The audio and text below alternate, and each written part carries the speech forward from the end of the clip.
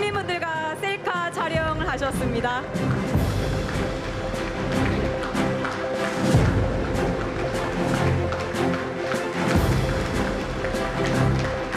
네, 지금부터 부산의 마음을 듣다. 해양 강국의 꿈 부산에서 세계로 시작해 보겠습니다. 먼저 국민 의례가 있겠습니다. 모두 일어나셔서 국기를 향해 서주시기 바랍니다. 몸이 불편한 분들은 자리에 앉아 국기를 향해 주시면 됩니다. 국기 대하여 경례.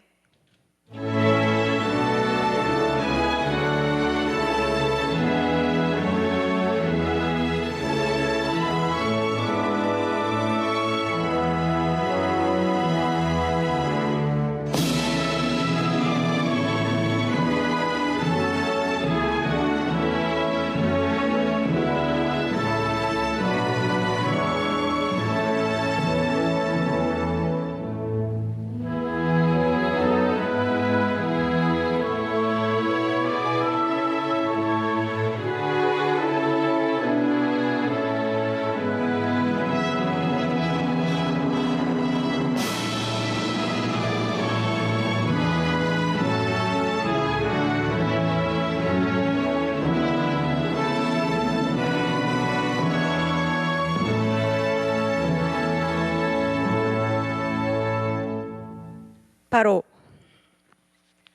모두 자리에 앉아주시기 바랍니다. 네, 오늘 행사는 1부와 2부로 나눠서 진행됩니다. 1부에서는 부산 발전 비전을 주제로 참석하신 분들과 자유로운 분위기로 토론을 진행하겠습니다. 이어지는 2부에서는 부산 지역의 발전을 위해 정말 필요한 게 무엇인지, 행여 불편한 것은 없는지 지역 주민 여러분들의 목소리를 듣고 함께 해결책을 모색해 보겠습니다.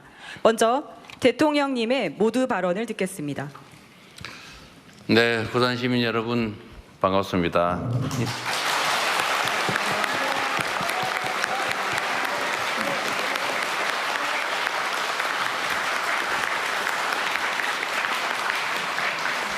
네, 자리 위치를 같은 높이로 놓는 게 상징적으로 좋은 면은 있는데 잘 안 보여서도 불편하기도 하죠.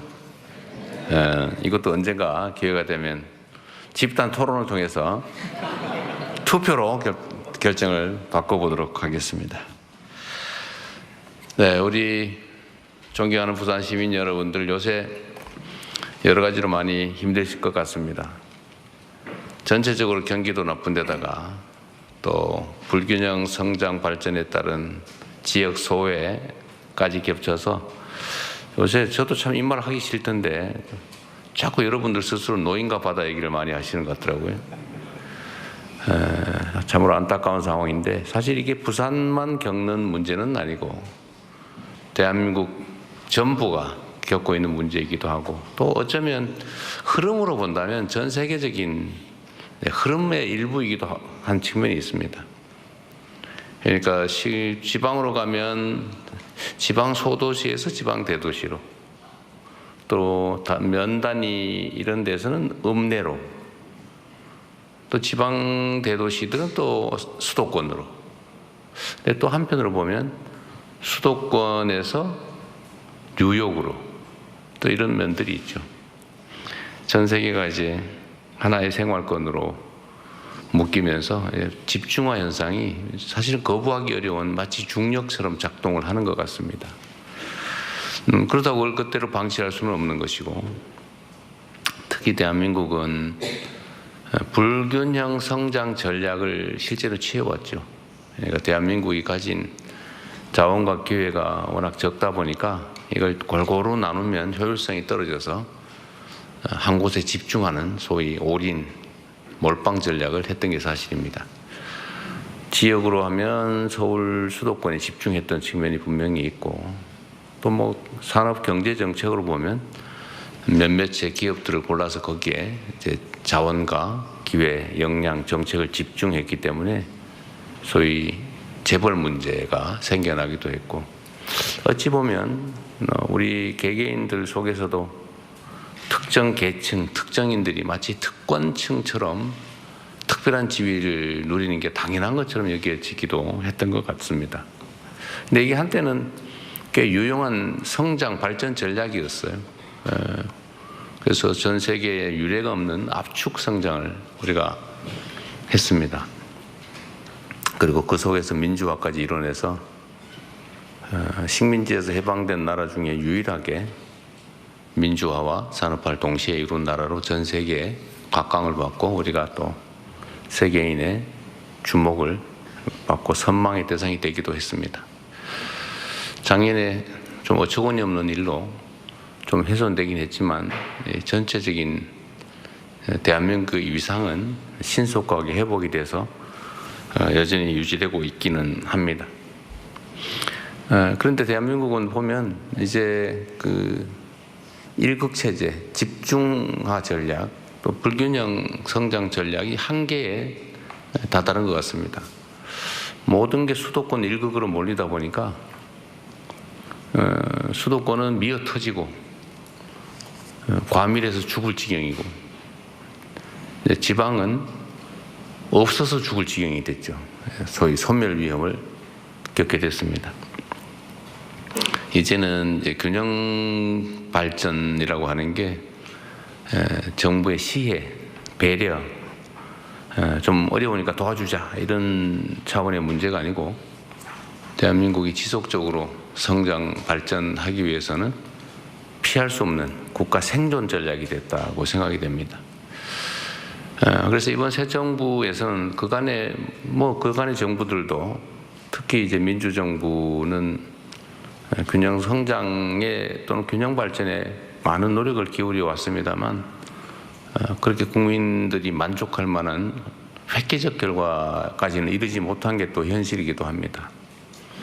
그래서 이번 정부는 이전과는 좀 다르게 국가의 자원 배분이나 정책 결정에서 균형 발전 전략을 국가 생존 전략으로 격상시키고 어쨌든 자원 배분, 정책 결정에서 지방과 균형을 맞추는 수준이 아니라 지방에 인센티브를 주는, 지방을 더 우대하는 전략으로 가야 비로소 약간의 균형을 되찾을 수 있겠다는 그런 판단을 하게 됐습니다.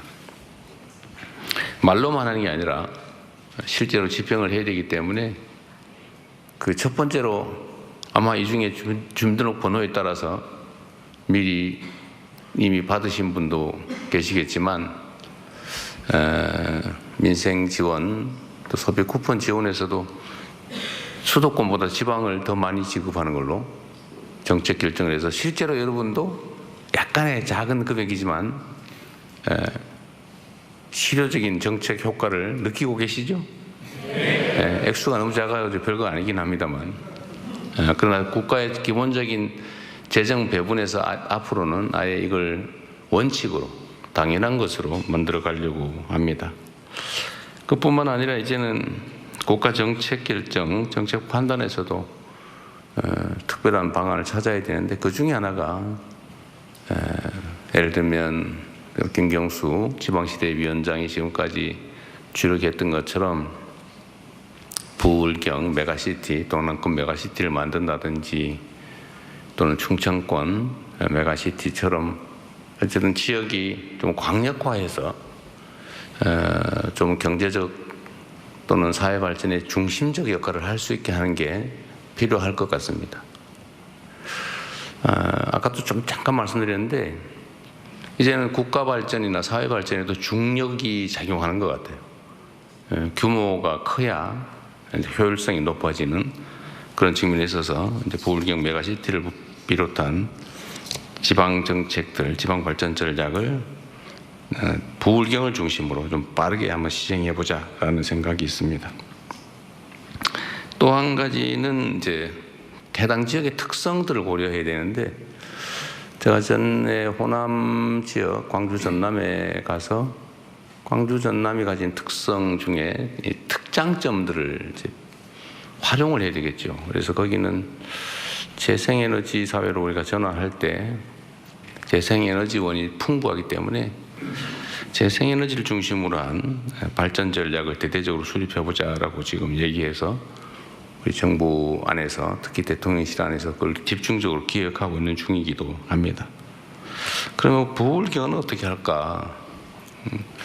역시 항만 물류 도시라고 하는 특성을 좀 최대한 살려서 좀 발전 전략을 짜보자라고 하게 됐습니다. 거기서 마침 지금 기후 변화로 지금 북극 항로가 활용 가능성이 매우 높아졌기 때문에 대한민국이 그 중에서도 특히 부산이 아마도 북극 항로 개척에 따른 수혜를 입을 가능성이 매우 높다. 일부에서는 이거 뭐 한 10년, 20년 후 일인데 뭐 지금 뭘 그러냐라고 하지만 사회적 변화라고 하는 것은 10년, 20년, 50년, 100년 전에 미리 준비하지 않으면 기회를 놓치게 되죠. 사실은 빠른 게 아니라 늦었습니다.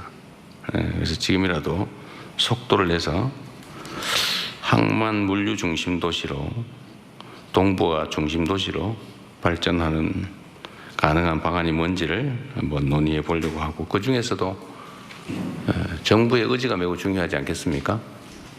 역시 우리는 정치적 무슨 얘기를 하면 다 선거 지나면 다 잊어버리고 빈말하고 그런 게 습관이 돼가지고 제가 뭔 얘기를 해도 안 믿더라고요. 근데 저는 좀 달라요. 한다면 하죠. 그래서 해수부를 포함한 관련 국가기관들 부산 집중 이전도 뭐 여기저기서 얘기가 많긴 합니다만 그런 것도 가능한 범위 내에서 신속하게 지금 집행 중입니다. 연말까지는 혹시 이사를 올 수 있을까 잘 모르겠어요. 올 수 있습니다. 올 수 있어요.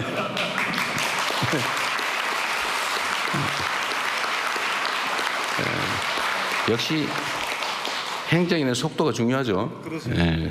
뭐 그래야 하는 것 같죠.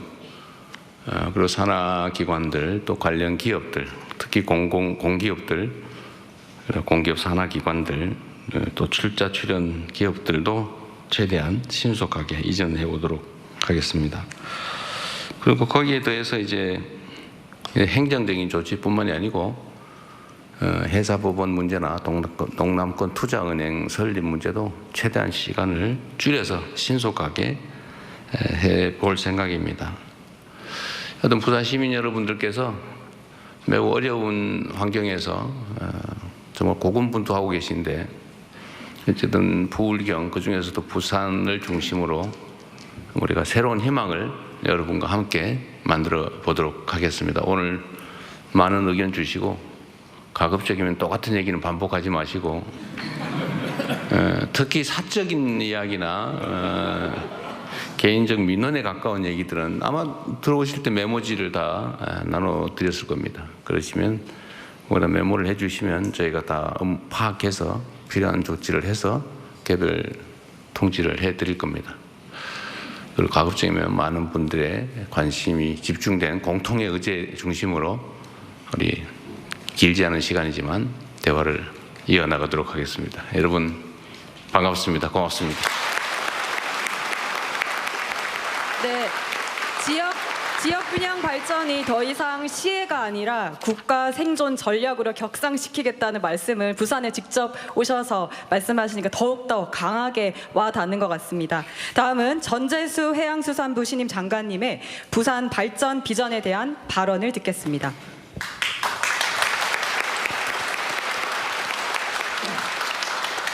네, 오늘 해양 강국의 꿈, 부산에서 세계로 부산의 마음을 듣다.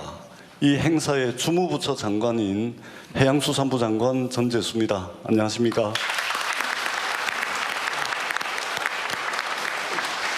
오늘 주제는 우리가 북극 항로 시대를 잘 준비하고 선도해서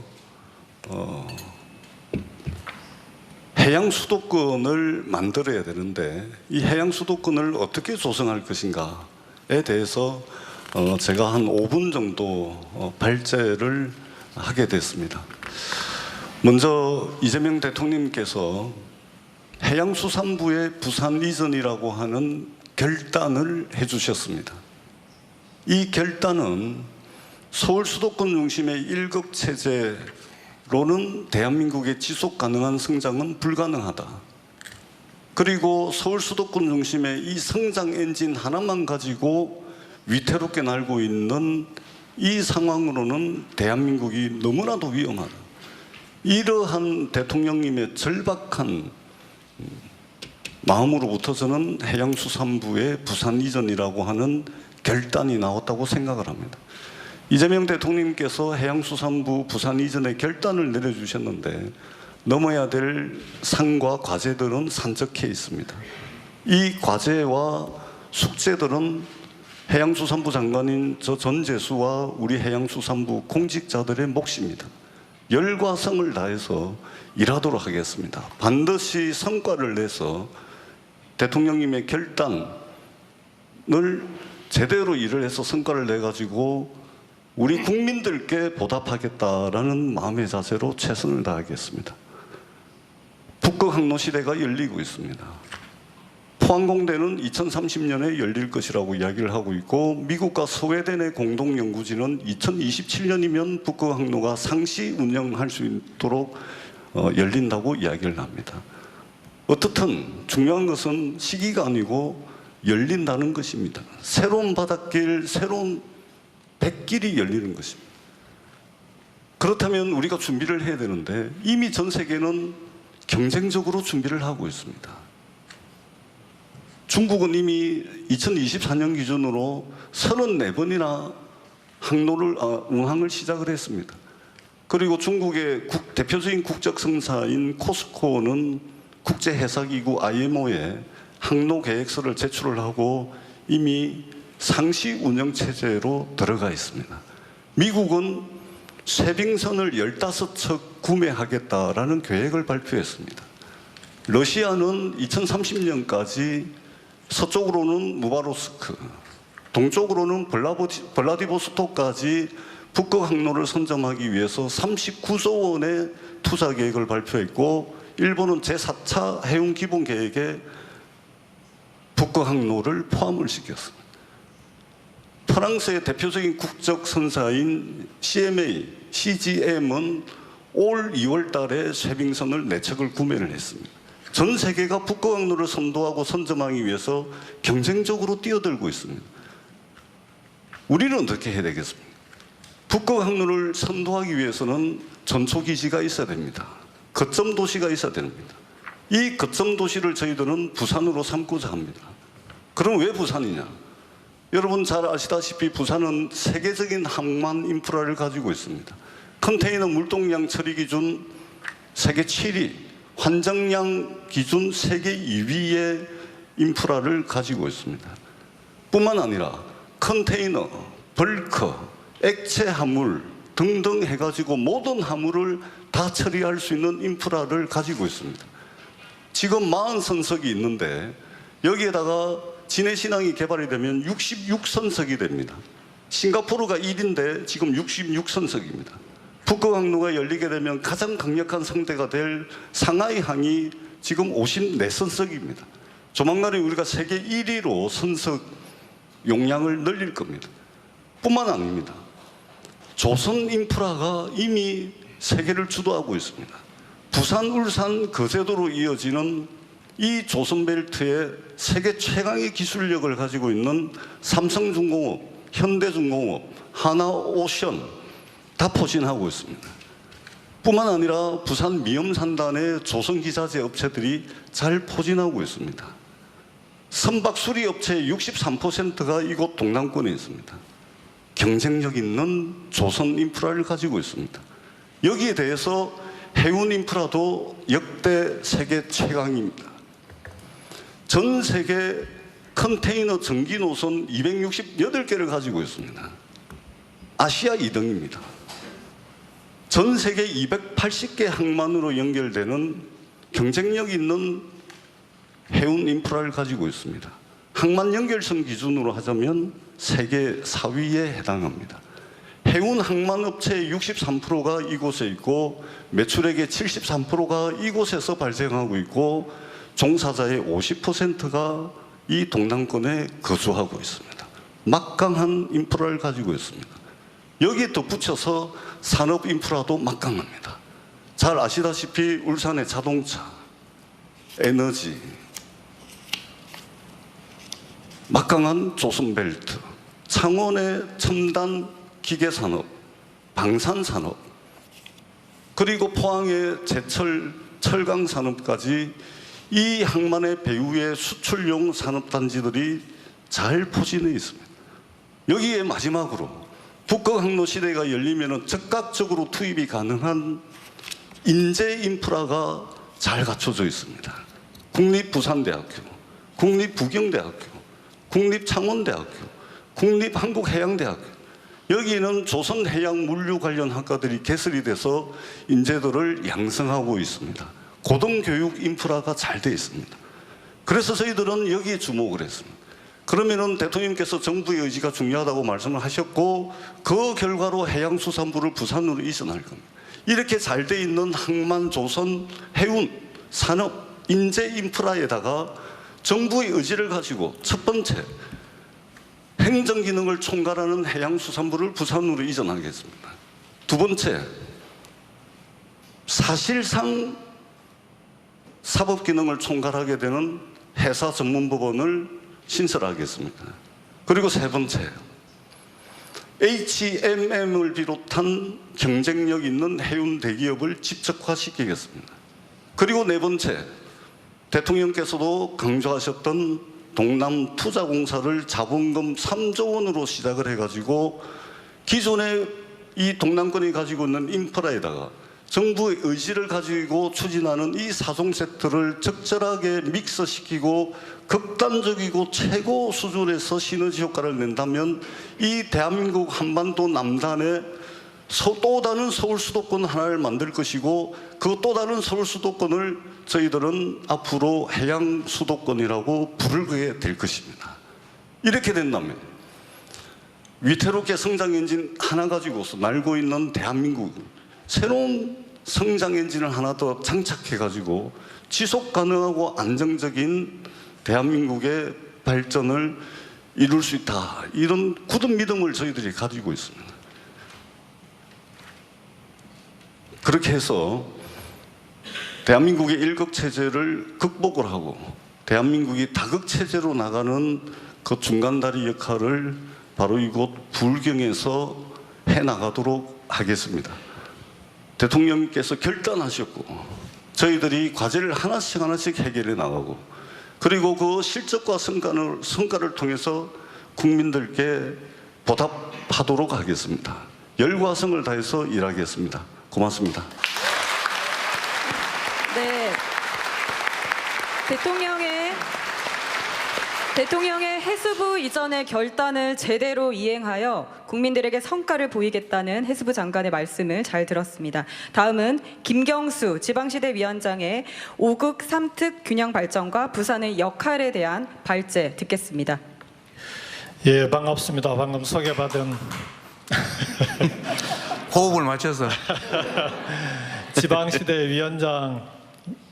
근데 지방시대 위원장 이전에요, 그저께 그 위촉장 수여식 때도 대통령님께서 지역균형발전 이 국가 생존 전략이라고 강조를 하시더니 오늘 또 한 번 강조를 하셔서 심하게 압박을 받고 있는 지방시대 위원장 김경수입니다. 반갑습니다.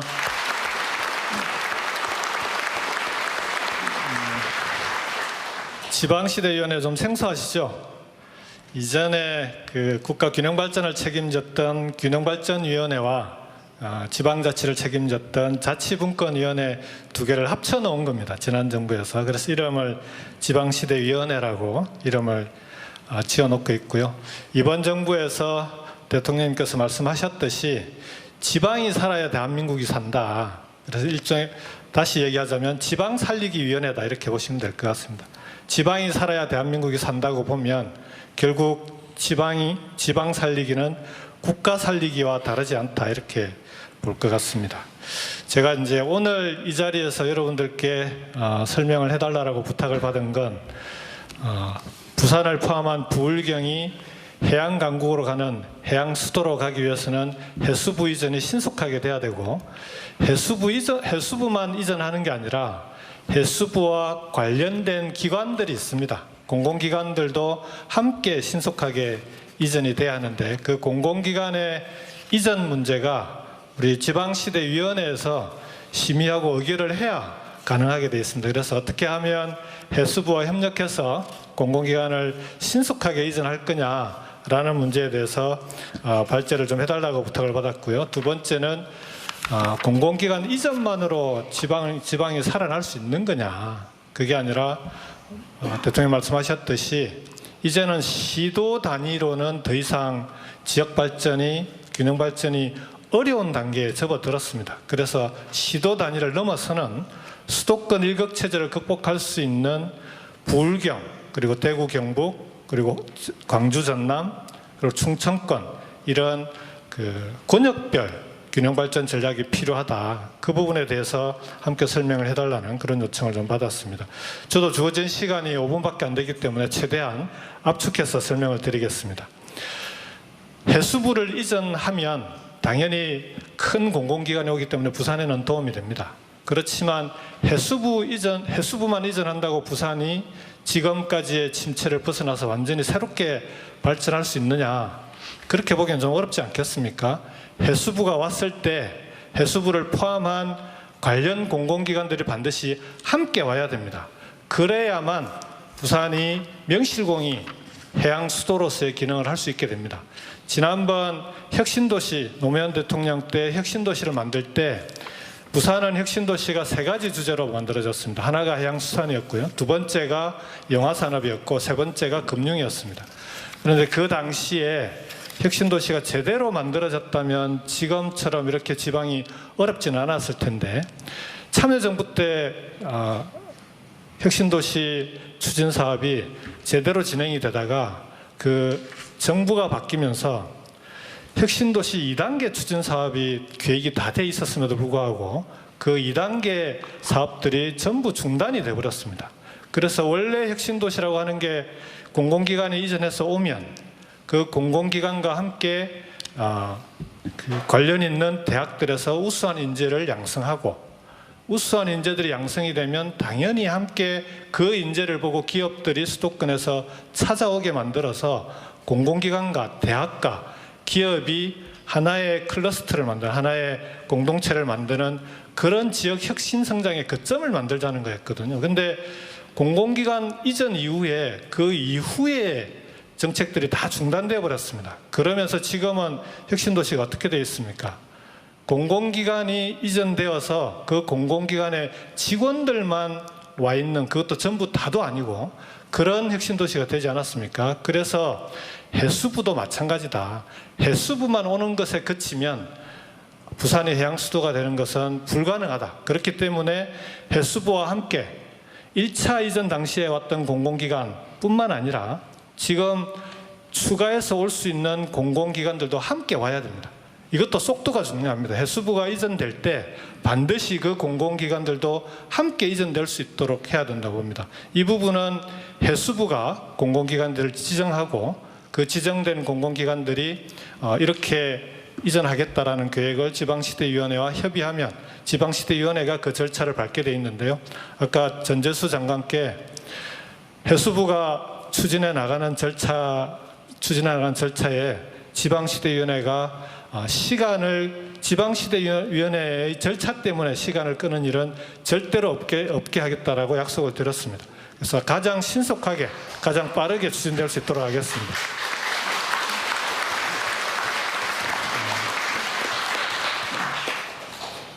공공기관 이전과 함께 부산에 함께 해야 될 게 또 한 가지가 더 있습니다. 조금 전에 말씀드렸듯이 기업이 와야 되지 않겠습니까? 지금 HMM은 우리 전재수 장관께서 열심히 HMM 본사가 올 수 있도록 노력을 하고 있다고 합니다. 그런데 HMM은 그나마 정부의 재정이 투입됐기 때문에 그 영향을 미칠 수 있는데, 그런 기업뿐만 아니라 민간 기업들도 올 수 있어야 되거든요. 근데 민간 기업들에게 왜 수도권에만 있냐, 지방을 안 가고, 이걸 물어보면 제일 많이 하는 대답이 지역에 가면 특히 미래첨단산업, 미래산업들의 기업은 좋은 인재를 뽑기 어렵다, 이 얘기를 제일 많이 합니다. 특히 R&D가 요즘은 연구개발이 중요한데 연구개발을 위해서는 석박사급 인재가 꼭 필요하거든요.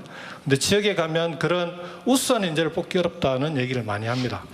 근데 그렇게 되면은 지역은 영원히 발전하기 어려운 거 아닙니까? 수도권에서 인재를 뽑아야 되니까 기업은 수도권으로 가야만 된다. 이게 악순환이 반복되는 건데 이 고리를 끊어줘야 됩니다. 공공기관이 오는 것뿐만 아니라 부산에 있는 부산대학교, 국립해양대학교, 여기 부경대학교를 포함해서 해양수산과 관련해서는 전국에서 부산에 있는 대학들이 전국에서 탑이 되는 가장 우수한 인재를 배출하는 그런 대학으로 만들어야 됩니다. 그래야 기업들이 오지 않겠습니까? 그렇지 않습니까, 여러분? 맞으면 박수로 치셔야 돼요. 그래서 해수부 이전, 그리고 공공기관 이전, 그와 함께 부산 지역에 있는 해양수산 분야의 대학, 그 분야만큼은 전국에서 가장 우수한 인재를 만드는 대학이 될 수 있도록 만들어서 기업이 스스로 찾아오게끔 만드는 그런 해양수도로 함께 만들어 가겠습니다. 지방시대위원회가 해수부와 협력해서, 해수부뿐만 아니라 이 부분은 교육부나 다른 부처들도 함께 협력을 해야 되는 부분인데요. 함께 협력해서 반드시 부산이 대한민국의 해양수도로서의 역할을 확실히 할 수 있도록 저도 최선을 다해서 지원하도록 하겠습니다. 마지막으로 대통령께서 강조하셨던 이제는 지역도 시도 단위가 아니라 권역별로 함께 해야 균형 발전이 가능하다라고 말씀하셨는데요. 그게 이번 대선에서 공약으로 나갔던 5극 3특이라고 이름 지어져 있는 그런 균형 성장 공약입니다. 5극은 수도권과 충청권, 호남권, 그리고 부울경, 대구, 경북 전국을 5개 권역으로 나누어서 균형발전 정책을 추진하자는 거고요. 3특은 강원, 전북, 제주를 특별자치도로 해서 그 3개의 도는 특색 있게 발전시키자는 얘기입니다. 부울경이 그중에서도 수도권과 경쟁할 수 있는 가장 높은 가능성이 있는 곳입니다. 그렇지 않습니까? 부울경마저도 이런 권역별 발전 전략에서 수도권과의 경쟁에서 지금처럼 계속 밀려버리면 대한민국은 미래가 없습니다. 그래서 지금 이번 정부에서는 5극 3특을 중심으로 권역별 균형 성장 전략으로서 대한민국을 균형 있게 발전시키겠다라는 정책으로 지금 전략을 수립하고 있는 중입니다. 사실은 대통령께서 워낙 속도와 성과를 강조하고 계셔서요. 이 부분도 거의 밀린 숙제하듯이 열심히 하고 있습니다. 지금 어제까지도 국정기획위원회와 이 5극 3특을 통한 국가균형성장을 어떻게 나갈 건지 부처들과 관련 내용들을 협의해 나가고 있는 중입니다. 가장 빠른 시일 내에 대한민국의 5극 3특 균형성장 전략이라고 하는 이재명 대통령표 균형성장 전략은 어떤 것인지를 국민 여러분들께 발표할 수 있도록 최선을 다해서 속도를 내도록 하겠습니다. 마지막으로 부울경의 경우에 지금 부산 경남이 행정통합을 추진하고 있는데요. 자, 이것과 그러면 메가시티는 어떻게 되는 거냐 이런 질문들을 많이 합니다. 선협력 후 통합입니다. 협력을 통해서 권역별로 경제권과 생활권이 하나로 되게 만드는 사업이 우선적이어야 됩니다. 그래야만 행정통합도 훨씬 쉬워지지 않겠습니까? 물론 행정통합은 지역의 자율에 맡겨서 지역 스스로 풀어나가게 할 겁니다. 필요한 지원이 있다면 지원도 아끼지 않을 것입니다. 그렇지만 지금 가장 시급한 것은 5극 3특 전략에 따라서 수도권과 경쟁할 수 있는 권역별로 수도권과 같은 경제권과 생활권을 만드는 일이 가장 중요합니다. 차가 없어도 적어도 이 권역 안에서는 대중교통으로 다닐 수 있어야 되지 않겠습니까? 특히나 이 앞에 청년들이 많이 계시는데 부산, 창원, 울산을 오가는데 차 없이는 못 다닌다고 하면 청년들이 바로 자가용을 가지기가 어렵지 않습니까?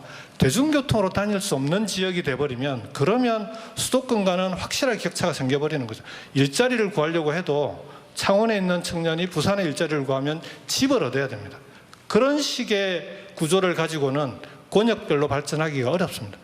서울 수도권은 서울, 경기, 인천이 어디에 직장을 구하든 출퇴근이 가능하지 않습니까? 적어도 예를 들자면 이런 것부터 생활권을 만들어야 경제권도 하나가 되고, 경제권을 권역별로 만드는 것을 가장 우선적으로 협력사업을 추진해서 그걸 통해서 권역이 자연스럽게 필요하다면 행정통합으로 이어질 수 있도록 그렇게 만들어 가겠다라고 약속을 드리겠습니다. 부울경 지역이 이제는 청년들이 떠나가는 지역이 아니라 다시 돌아오는 지역으로 만들겠습니다. 한 해 16,000명 이상의 20, 30대가 부울경 지역을 떠나고 있습니다. 한 해 6만 명 이상의 청년들이 수도권으로 몰려오고 있습니다. 그러니 수도권의 부동산이 백이 나겠습니까? 대한민국이 이런 문제들을 하나씩 해결해 나가기 위해서는 말씀드렸던 대로 권역별로 경제권과 생활권을 만들어서 전국이 골고루 5개 이상의 수도권을 만들어가는 그런 대한민국으로 만들어가도록 하겠습니다. 부산이 부울경의 해양 수도의 중심으로서 역할을 할 수 있도록 최선을 다해서 지원하겠다는 약속을 다시 한번 드리겠습니다. 이상입니다. 고맙습니다. 네, 행정은 속도가 능력이다. 늘 대통령께서 강조하시던 말씀인데 절차 때문에 해수부 이전이 늦어지는 일은 없게 하겠다는 지방시대 위원장의 말씀 잘 들었습니다. 태평양으로 진출이 용이한 부산의 지리적인 이점을 발판 삼아 해운 물류의 행정, 사법, 산업을 집적시켜 부산을 대한민국의 해양 수도로 발전시키려는 우리 해양수산부와 지방시대 위원회의 강력한 의지 잘 들었습니다. 다음은 부산의 발전 방안에 대해 관계자분들 포함하여 참석하신 여러분의 의견을 들어보는 시간입니다. 잠깐만, 그 전에 네네. 우리가 이제 일을 하다 보면 누가 시키는 것만 하는 조직도 있고 안 시켜도 열심히 하는 조직이 있는데, 제가 이 부산에 간다고 했더니 우리 AI 담당 수석이 갑자기 어제 이런 것도 준비해야 됩니다. 이러니까 저한테 이렇게 들고 왔어요.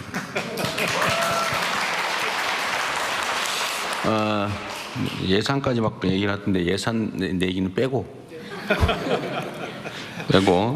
좀 설명을 좀 해주시면, 어차피 나 따로 한 번 더 할까 했는데 그럴 필요가 없을 것 같고, 오늘 한번 미리 준비한 거 좀 간단하게 설명을 한번 해주실 것 같아요. 네, 반갑습니다. AI 미래기획 수석 하정우입니다. 이 하정우 수석은 설명을 좀 해야 되는데, 연예인 배우 하정우보다 더 유명해졌다고. 그 인터넷에 치면은 그 배우 하정우보다 더 먼저 나온다는데 사실입니까?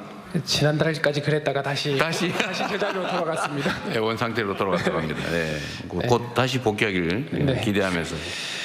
네, 사실 대통령님께서 부산 타운홀을 내려가시게 되면서 기존의 여러 가지 비전이었던 해수부 이전, 그리고 HMM 이전, 그리고 부울경 지역의 메가시티 구상을 공약 때부터 천명을 하신 것들이 있는데, 여기서 조금 더 인공지능과 어떤 첨단 기술을 활용을 했을 때 좀 더 큰 전략 산업으로 키울 수 있겠다라는 생각을 저희 수석실 그리고 정책실장 포함 정책실 전반으로 같이 논의를 했던 내용입니다.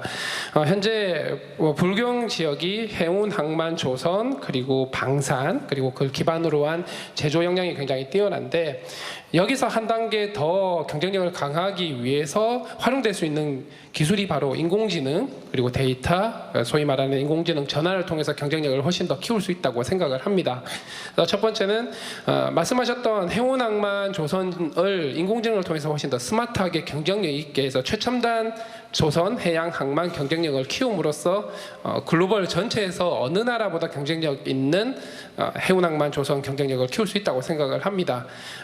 그걸 통해 가지고 새로운 어떤 경쟁력 그리고 성장 동력을 만들 수 있다고 생각을 하고요. 두 번째는 방산 측면에서 보면은 부산의 해군작전사령부, 진해의 해군교육사령부와 그리고 해군사관학교, 그리고 조금 더 올라가면 포항에 해병대 1사단이 있습니다. 그리고 조선소 말씀하셨던 하나라든가 삼성중공업, HD, 현대, 조선소가 다 있죠. 이런 거기에 더해서 청원 사천 지역에 있는 많은 방산업체들이 있는데, 여기서도 국방 AI 그리고 국방 AI 전환을 통한 또 새로운 산업 성장 동력이 만들어질 수 있다고 생각을 합니다. 그래서 전반적인 부울경 메가시티에서의 어떤 기존의 강력함에 더해서 인공지능과 이런 부분들의 어떤 해양 항만 특화된 AI R&D 센터, 그리고 해양항만 혹은 해군 특화된 AI 데이터 센터, 그렇게 한다고 했을 때 이 해양 특화된 인공지능 R&D 전체 타운을 이 부울경 지역에 만들고, 또 부산은 그 부울경 메가시티 지역의 어떤 배후 도시로서 같이 밴쿠버와 같은 역할을 할 수 있게 된다면, 또 인공지능을 통해서 기존의 강력한 컨텐츠적인 문화적인 요소인 영화제라든가 G스타, 그리고 이런 것들을 포함한 여러 가지 공연 문화까지 같이 만들었을 때 부울경이 기존의 산업적인 기회를 훨씬 더 시너지를 낼 수 있는, 그래서 스마트한 해양 중심의 글로벌 메가시티 권역이 될 수 있는 부분들을, 사실 아직은 초기 단계 설계이긴 하지만 이런 부분들에 대해서 훨씬 더 구체적으로 설계를 하고 있고요. 이런 것들이 잘 만들어진다면 수도권을 버금가는 글로벌 권역이 될 수 있다고 생각을 합니다. 이런 부분 잘 준비해서 실현화될 수 있도록 노력하겠습니다.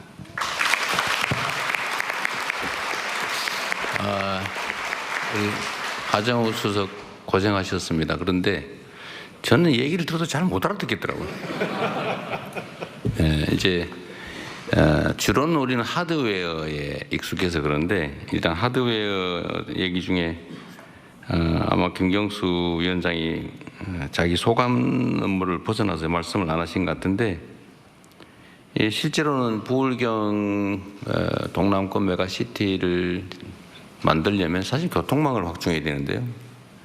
광역교통망, 그냥 아까 말씀하신 자가용 없이도 편안하게 출퇴근할 수 있는 또 교통망이 필요하다. 그래서 지금 이게 부산, 울산, 경남, 이게 지금 출발지가 어디더라? 울산에서 양산, 부산까지죠. 울산, 양산, 부산. 여기가 지금 7월 10일에 이제 예타가 통과돼서 이제 기본 계획하고 설계하고 하면 착공은 아마 30년이 넘어야 될 거라고 하는데, 어쨌든 이것도 좀 가능하면 좀 당겨보도록 노력하겠습니다.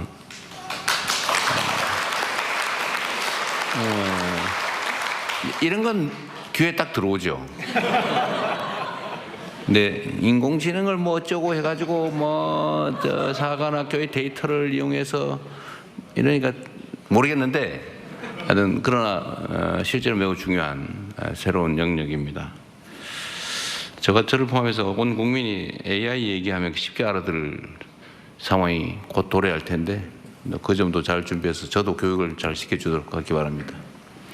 하여튼 이제 살점을 붙이는 거죠. 이런 중추적인 하드웨어에다가 이제 실제로 앞으로 AI를 중심으로 하면 첨단 기술 산업으로 지역 경제 생태계를 대전환한다.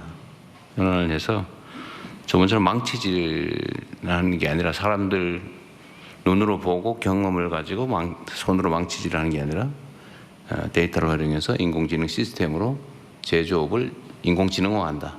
그래서 생산성을 대대적으로 확충을 해야 이제 새로운 기회도 생기고 국제적 경쟁력도 생기지 않겠냐, 뭐 그런 말씀 같아요. 그러려면 상당한 투자가 필요한데, 투자 금액도 다 써놨지만 제가 그건 나중에 하도록 하겠습니다. 진행을 해보면, 제가 이런 얘기를 해보면 사실 할 말이 너무 많으시죠. 여러분들 아마 평소에 생각하고 있던 거, 답답했던 거 끝이 없을 겁니다. 다 이해하고요. 그렇다고 모든 사람이 그 얘기를 하면 오늘 아마 밤을 새도 끝이 안 날 것 같아요.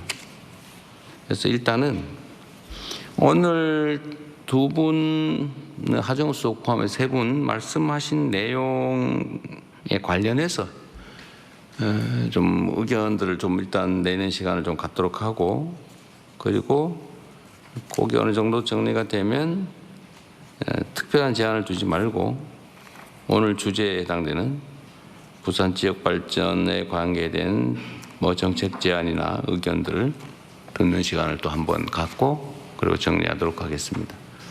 우선은 그러면 오늘 세 분 발제 말씀해 주신 내용을 가지고 우리 객석에서 의견들을 좀 내주시면 좋을 텐데, 지정하는 방법을 사회자 마음대로 하는데 가능하면 연합노소 잘 배합해서 앞뒤도 좌우도 잘 섞어서 잘 들으셨지요? 불평 불만 없도록 잘해주시기 바랍니다. 네, 알겠습니다. 노력하겠습니다. 네. 저 그러면 여기 저기 넷째 줄에 하늘색 옷 상의 입은 남성분 말씀해 주시겠습니다. 저 발표 시작하기 전에 제가 보고서를 하나 작성을 해가지고 왔는데 혹시 대통령님께 좀 전달 좀 네, 그건 부탁드려야겠습니다. 뭐 여기까지 오지 않으셔도 됩니다. 누구 주시고 일로 주세요. 네, 말씀하세요.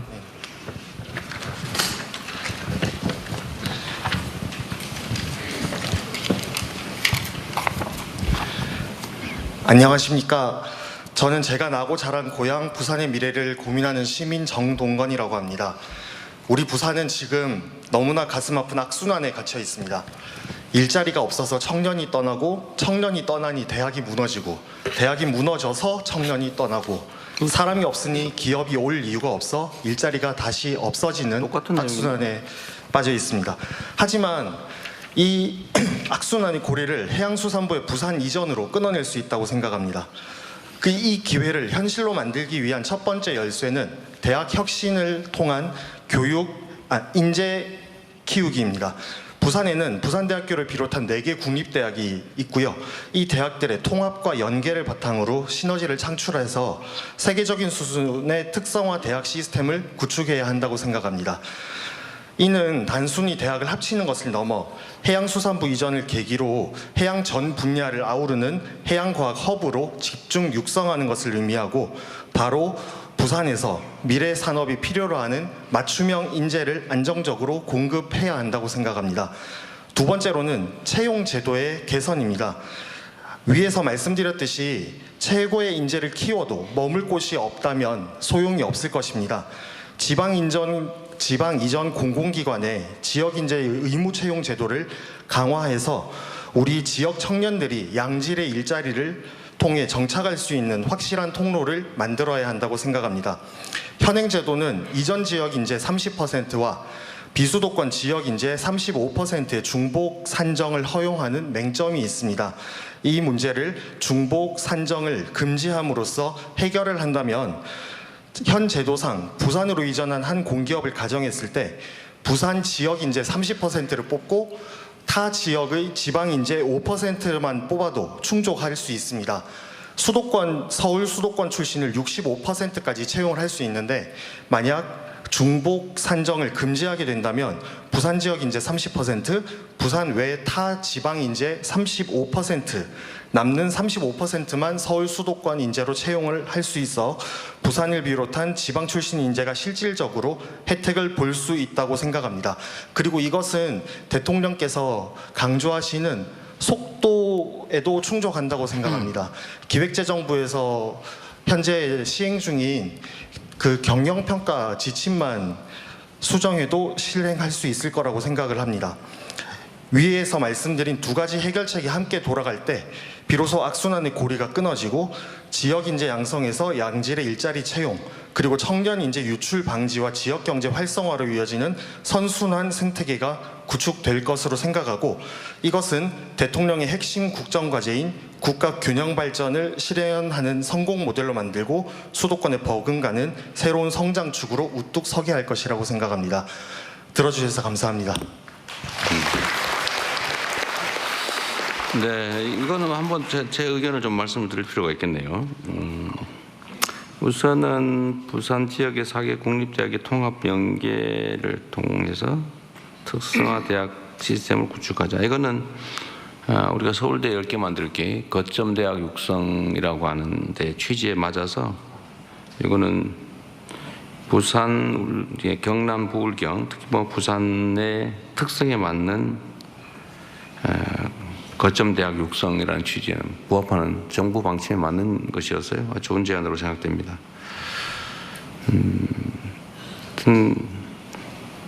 좋은 대학, 좋은 기회 이런 게 다 수도권에 몰려 있으니까 다 수도권으로 가지 않을 수 없는데 일단 지역 대학들의 경쟁력, 역량도 키우는 게 제일 중요한 일일 것 같고요. 근데 두 번째는 사실은 약간 표현으로는 아주 보기 좋은데 실질적으로 보면 어떤 기업들은 그렇게 얘기합니다. 지방으로 가면 자기들도 지방으로 가고 싶다. 서울에 땅값 비싸고 힘들다. 그리고 자꾸 눈치 보여서 지방으로 가고 싶은데 지방에 가니까 쓸 사람이 없다. 그러니까 연구개발직은 수원벨트 이하로 내려가면 사람을 구할 수가 없고 그 외에 일자리도 평택 그 좀 더 하면은 충청 이하로 내려가면 사람이 없다. 앞으로 사람도 없는데 가서 우리 보고 공장 열어놓고 놀란 말이냐 뭐 이렇게 주장을 해요. 근데 이게 악순환이죠. 일자리가 없으니까 서울로 가고 지역을 떠나고 사람이 떠나니까 기업이 없고 기업이 없으니까 또 사람이 떠나고 이게 이제 악순환이 되는데 이걸 이제 선순환으로 바꿔야 되겠죠. 이것도 하나의 뭐 방법이긴 할 텐데 공공기관은 하여튼 숫자로 보면 상징성은 있지만 사실 연간 신규 채용 인원수로 따지면 극히 일부에 그중에 또 일부의 일부 이렇게 하면 이게 뭐 지역 경제에 엄청난 큰 변화를 줄 거다라고 하긴 조금은 부족할 거예요. 그래도 안 하는 것보다 나을 테고 방향은 맞을 텐데 적정한 비율이 뭔지는 한번 재점검을 해보도록 하겠습니다. 그래서 모두가 노력해야죠. 예를 들면 교육 기관들의 역량도 키워야 되고 그러려면 정부 재정도 좀 더 많이 투자해야 될 테고 또 지역에 애정 갖는 사람들도 좀 많아져야 하고 정주 여건도 강화해야 되고 문화 인프라도 최대한 좀 늘려서 나 영화관 없는 이 동네 힘들다 뭐 이런 얘기 안 나오게 그런 문화 인프라를 구축하는 거. 그리고 또 중고등학교도 문제 같아요 보니까 중고등학교도 그러니까 뭐 자꾸 다 떠나는데 근데 그걸 어떻게 해결할 수 있을지는 좀 더 연구를 해가지고 어쨌든 부산이든 지방이든 자기 뜻을 펴고 역량을 펼칠 수 있는 기본적인 조건을 갖추는 노력들을 그냥 이대로 놔둬서 그냥 말만 해서 되지는 않고요. 결국 돈과 정책 역량을 투여를 해야 됩니다. 근데 과연 어디에 어떤 내용에 어떤 투자를 하면 가장 효율적일지를 이제 지금부터 고민을 해야 되겠죠. 네, 다른 분 하시죠. 좋은 제안이라고 하시면서 또 비율 얘기해 주셨는데요. 이번에는 여성분 여기 여기 5번째 줄에 하얀색 하늘색 입으신 또 여성분 말씀해 주십시오. 하늘색으로 통일하면 안 됩니다. 저도 편이에요. 네, 존경하는 대통령님 안녕하십니까? 저는 이제 막 국립부경대학교를 졸업한 졸업생이라고 합니다. 저도 동일하게 청년 일자리 관련된 질문과 하나와 아까 전에 말씀해 주셨던 것들 중에 질문 2가지를 총 드리고 싶습니다. 첫 번째는 이제 인프라 개발로 일어나는 생산직 일자리보다는 아까 전에 말씀해 주셨던 해양 신산업 분야에 저희가 선호하는 그런 양질의 일자리가 부족해서 수도권으로 이런 인재들이 유출되고 있다고 생각을 합니다. 따라서 대통령님께서 부산의 해양 강점을 활용해 단순한 생산직을 넘어서 청년들이 실제로 매력을 느낄 수 있는 그런 정착할 수 있는 전문적인 일자리를 어떻게 창출하고 이러한 일자리가 부산에 안착할 수 있도록 하는 정부의 지원 또는 기업 유치 전략을 조금 생각하고 계신 게 있는지 궁금을 하고요. 또한 2번째는 아까 전에 HMM과 같은 해양 기업들의 직접화를 계획하시고 계신다고 하고 부산의 해양수산의 양질의 인재풀 양성을 위해 노력하려고 하셨다고 했는데 이런 기업들에게 어떠한 인센티브를 줄 것인지 아니면 이런 인재풀 양성을 위해 대학교에 어떤 지원을 할 계획이 있으신지라는 구체적인 생각이나 아니면 뭐 계획 단계라도 있으면 알려주시면 감사하겠습니다. 너무 어려운 질문을. 하여튼 그게 어떤 게 가능하냐라는 걸 우리가 알아보기 위해서 이런 대화를 하는 거죠. 각 전문 기관들, 전문가들 의견도 듣고 또 각 담당 부처들도 있고 또 여러분처럼 이렇게 일선에서 봤을 때 이런 게 필요하다. 사실은 그거 필요하다 이거 누구나 인정해요. 좋은 일자리 많아야지. 맞는 말이죠. 그러려면 노력을 해야지. 그것도 맞지요. 어떻게 현실적으로가 되면 쉽지가 않죠. 그걸 제가 다 알면 여기서 이루고 있지 않죠. 하여튼 필요한 방안들을 우리가 최대한 마련해 보도록 함께 노력하겠습니다. 뭐 아이디어도 있으면 많이 주시고요. 네, 제가 이제 해양의 도시에 오다 보니까 자꾸 저도 하늘세게 그리고 계속 여기는 보는데. 이재명 청문회가 아니기 때문에 그래봤자 소용없어요. 뭐 이따가 한꺼번에 모아서 네네. 이번에는 답을 할 필요는 굳이 없습니다.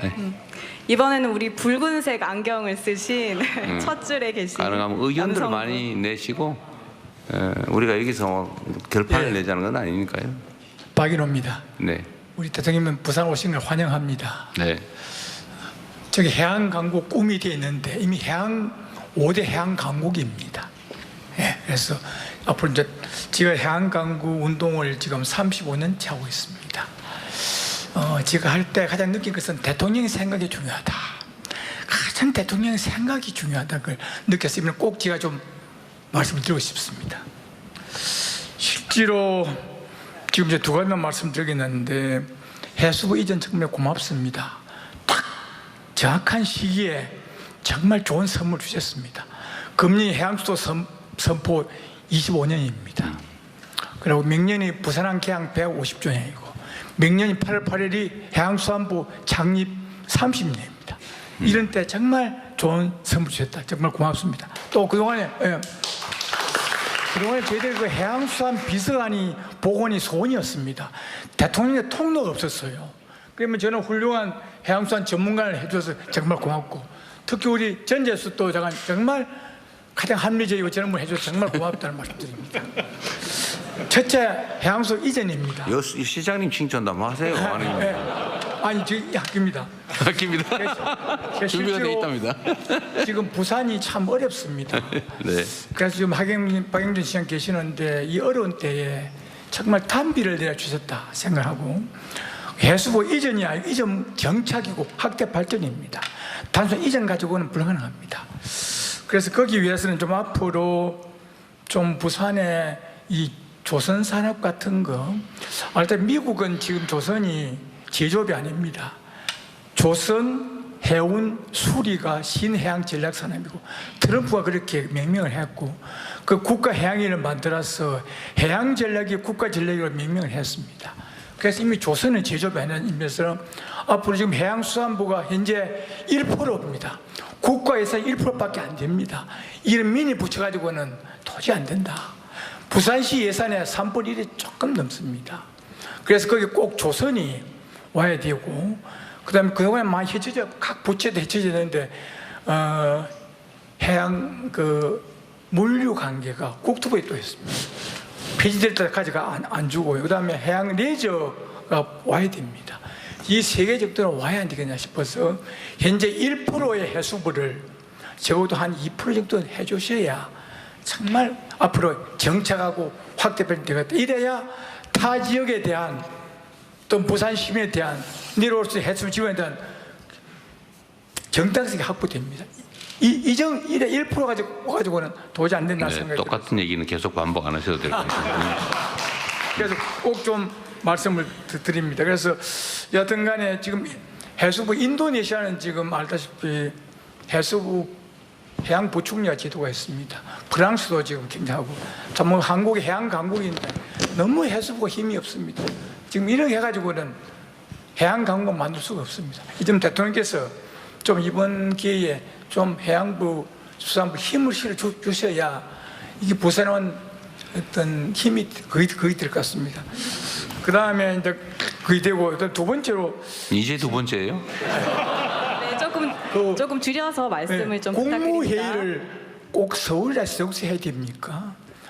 그래서 좁은 나라인데 부산서도 한번 하고, 남부의 건의 수도인데 부산서도 한번 하고, 관계장관 회의도 꼭 서울서 할 게 없고, 그래서 좀 국무회의도 좀 부산서도 한번 하고 하는 이런 것을 가지고 꼭 서울서만 할 게 없다 생각이 들어서 그 점을 제가 조금 말씀드립니다. 여튼 간에 좀 이번 기회에 정말 부산 시민들 한이 많습니다.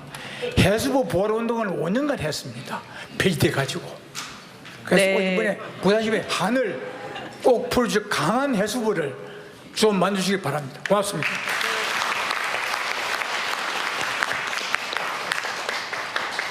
그대로 바로 계속 하세요. 이게 의견을 듣는 자리지. 네, 이게 뭐. 네.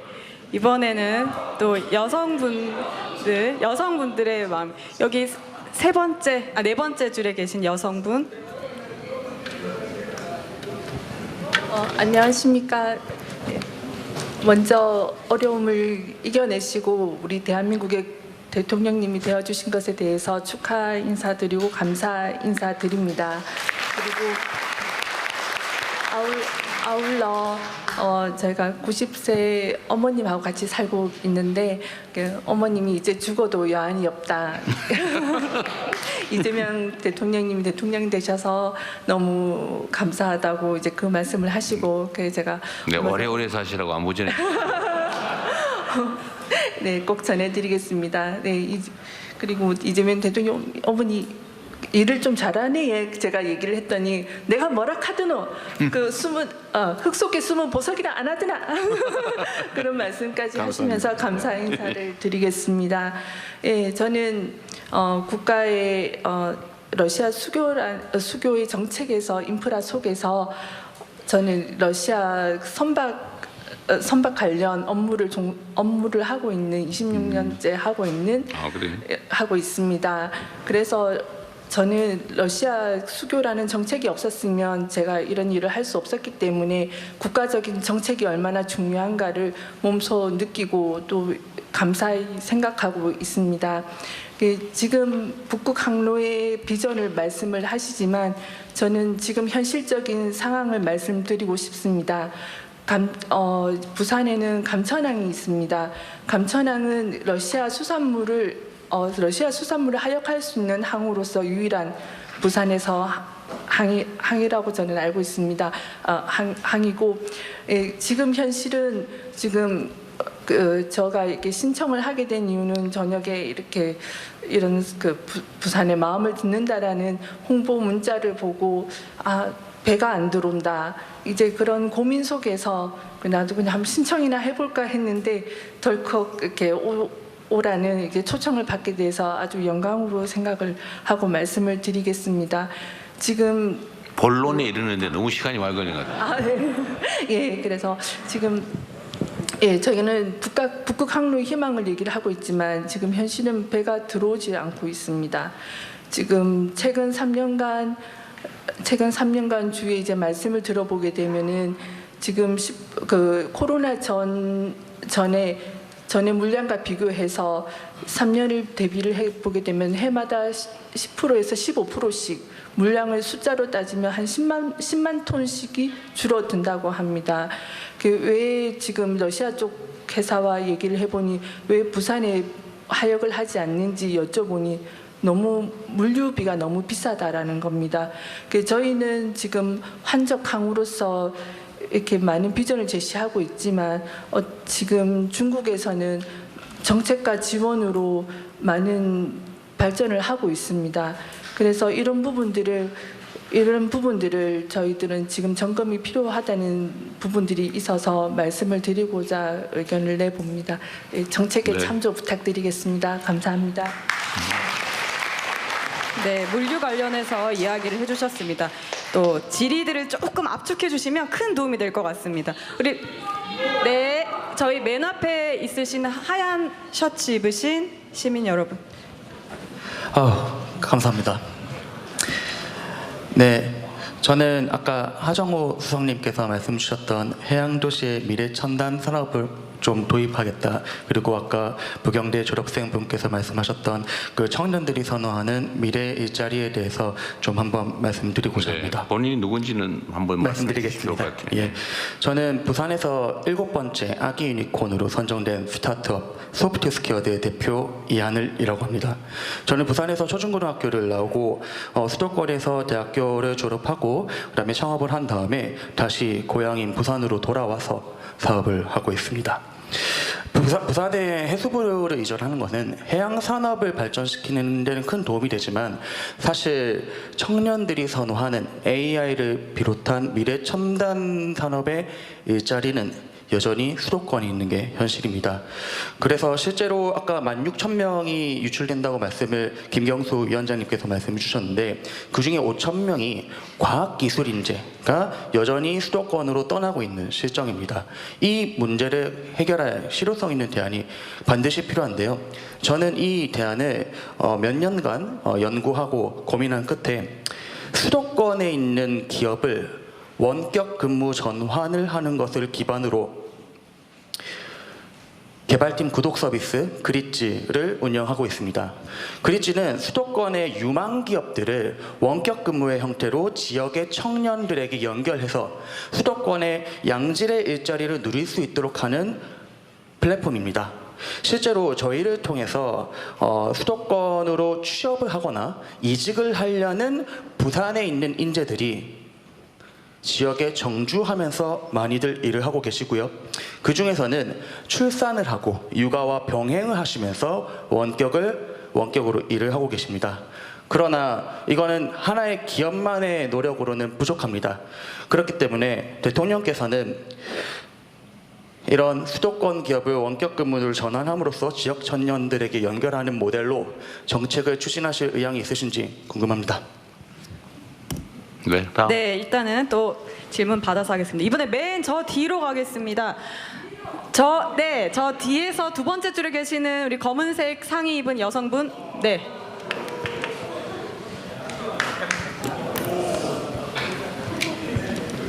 오늘 기분 좋습니다. 당첨됐습니다. 네, 축하드립니다. 예, 후보님 때보다 대통령님이 되고 나서 더 좋다는 말을 여러 곳에서 많이 하니까 참 듣기 좋고 부산 오셔서 참 좋습니다. 저는 사고에서 온 한정옥입니다. 반갑습니다. 요약해서 빨리 읽어 가겠습니다. 앞에서 뭐 이런저런 얘기하다 보니까 다른 분들이 많이 기다리시는 것 같아서 저는 요약해서 읽겠습니다. 대통령님, 북극항로 발전의 중심이 될 북항은 일제강점기 매립되어 개발된 곳으로 해방 이후는 국가항만의 기능을 하면서 부산 시민도 들어가지 못하는 금단의 지역이었습니다. 그러다가 2005년 노무현 대통령께서 부산 시민들이 슬리퍼를 신고 편안하게 갈 수 있는 곳으로 만들겠다는 말씀과 부산의 미래 100년을 책임지는 먹거리 공간으로 만들어지는 유지가 서려 있는 매우 중요한 장소이자 우리나라 최초의 항만 재개발 사업입니다.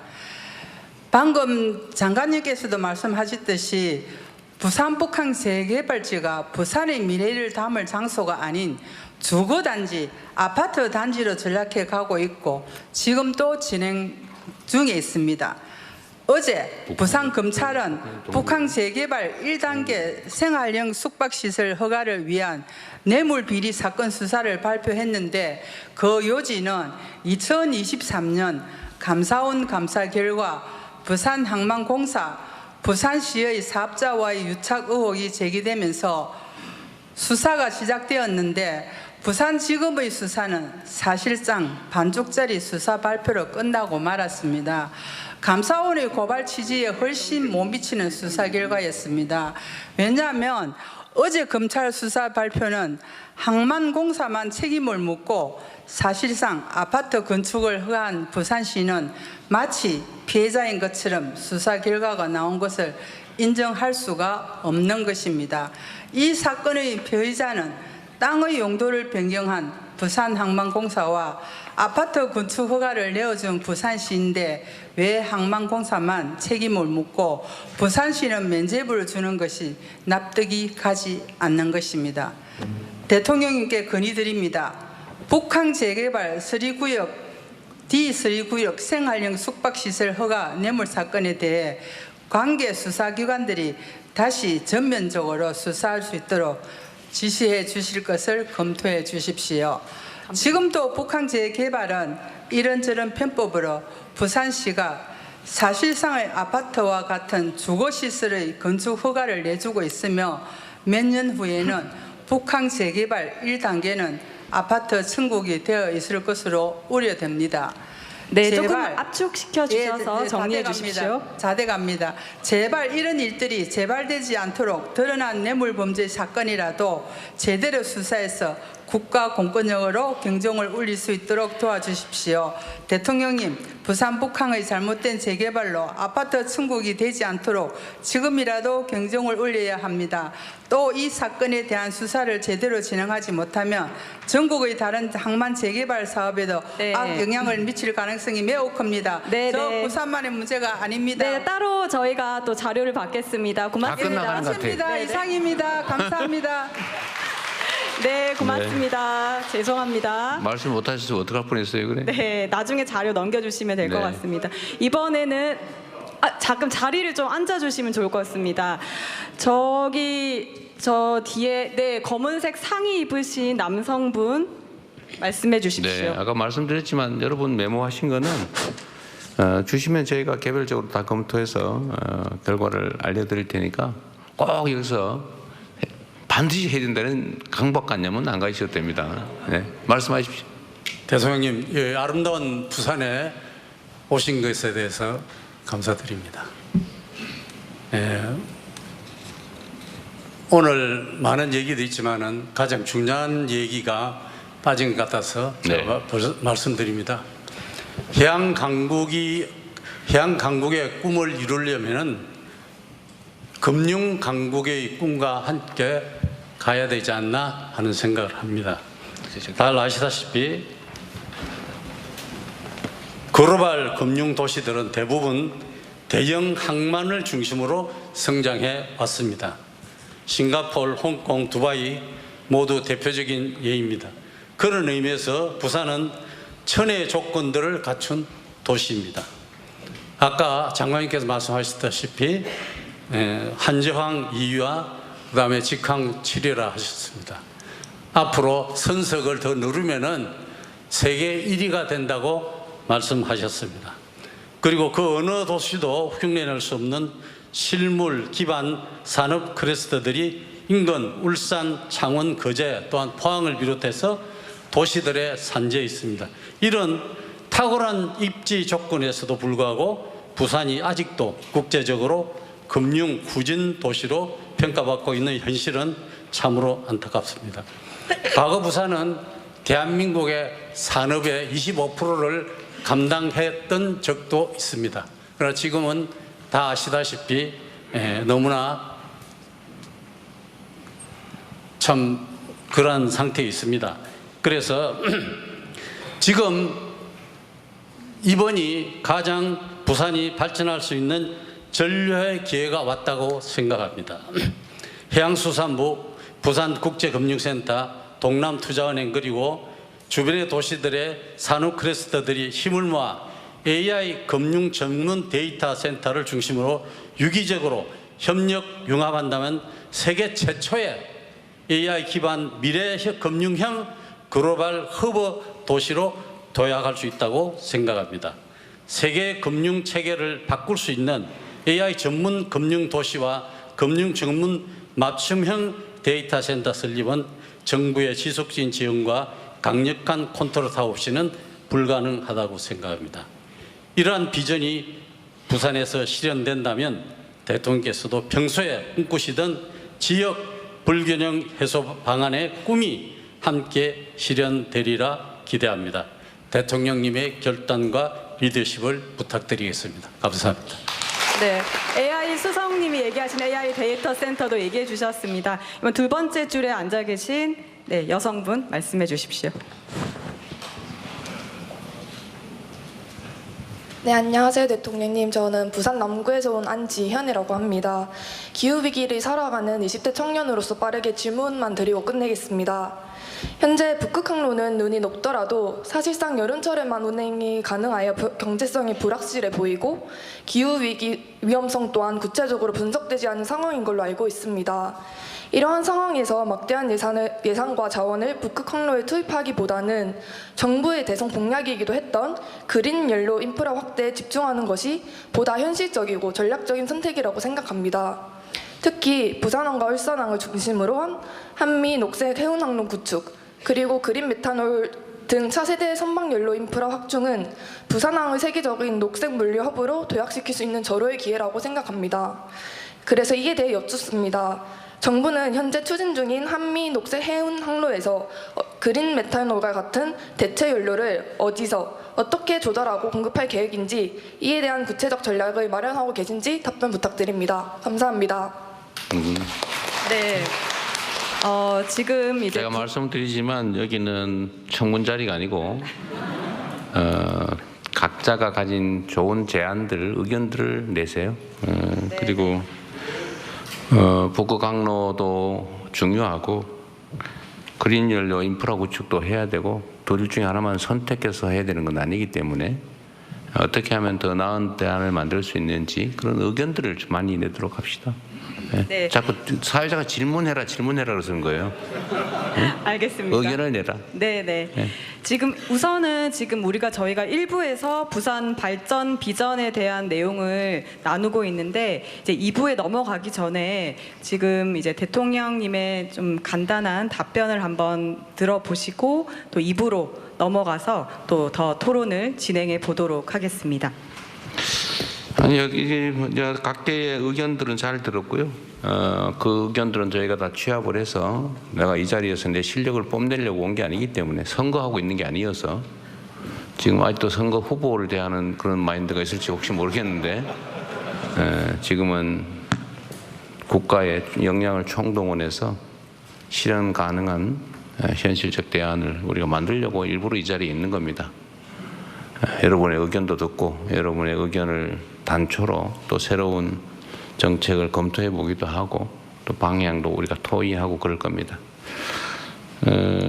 이제는 뭐 주제 제한을 하지 말고 그렇다고 뭐 우주를 어떻게 지킬 것이냐 뭐 여기까지는 가지 말고 또 우리 집안 문제 얘기는 나중에 따로 하기로 하고 어쨌든 약간 주제 의제를 좀 넓혀서 말씀하실 시간을 좀 가지도록 하겠습니다. 그렇게 긴 시간이 가능할 것 같지는 않네요. 네네. 그래서 가능하면 짧게 요약을 해주시면 다른 분들도 의견을 좀 낼 수가 있습니다. 네, 대통령의 말씀처럼 좀 정책 제안이나 토론 위주로 말씀을 짧게 해주시면 좋을 것 같습니다. 우리 여기 두 번째 줄에 계시는 회색 상의분 남성분. 네, 안녕하십니까. 저는 부산진구 계금동에서 입주자 대표회장을 하고 있는 박홍기라고 합니다. 좀 늦었지만 이재명 대통령님의 취임을 진심으로 축하드립니다. 저는 뭐 22년도부터 올 대선 때까지 부산에 오시면 제가 다 찾아뵈었습니다. 그리고 작년에 박수치를 많이 왔다 그 말이죠. 네, 알겠습니다. 작년에 저희 아파트 앞에서 우리 이현 후보 지원 위에 오셨을 때 그때도 제가 제 친구들 다 데리고 갔고 또 저희 아파트에서 서설이 너무 기십니다. 저희 아파트에 식사를 하셨는데 제가 못해서 좀 아쉬웠습니다. 예. 알았어요.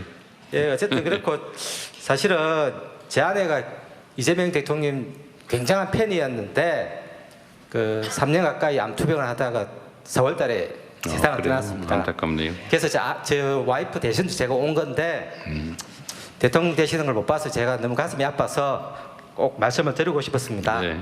그래서 그곳에서 제 아내 정지영은 아마 기쁘고 흐뭇한 마음으로 이재명 대통령을 보고 잘 지내리라 생각하고 있습니다. 자, 본론으로 들어가겠습니다. 어제 전재수 해수부 장관께서 해수부 이전, HMM 회사법원 유치, 동남투자은행 출범 등 4가지 과제를 동시 진행한다고 밝혔습니다. 그 대통령 선거 공약이기도 한데 속도감 있게 진행해 주셔서 정말 고맙습니다. 부산 청년들은 일자리가 없어서 서울, 경기 등으로 떠나고 있고 인구도 계속 줄고 있는데 해수부 HMM 등이 오면 부산 경제에 큰 역할을 할 것이 확실합니다. 어쨌든 우리 이재명 대통령께서는 중앙정부와 부산시가 협력하여 대보하는 제2의 도시 부산의 발전과 부활을 위해 각별한 관심과 노력을 부탁드립니다. 그리고 고생하고 계시는 박영종 시장님도 꼭 좀 같이 협력 부탁드립니다. 감사합니다. 네. 네, 말씀 잘 들었습니다. 이번에는 아내 얘기를 꼭 하고 싶었던 것 같네요. 네. 네, 저 카메라 옆에 계신 여성분. 네.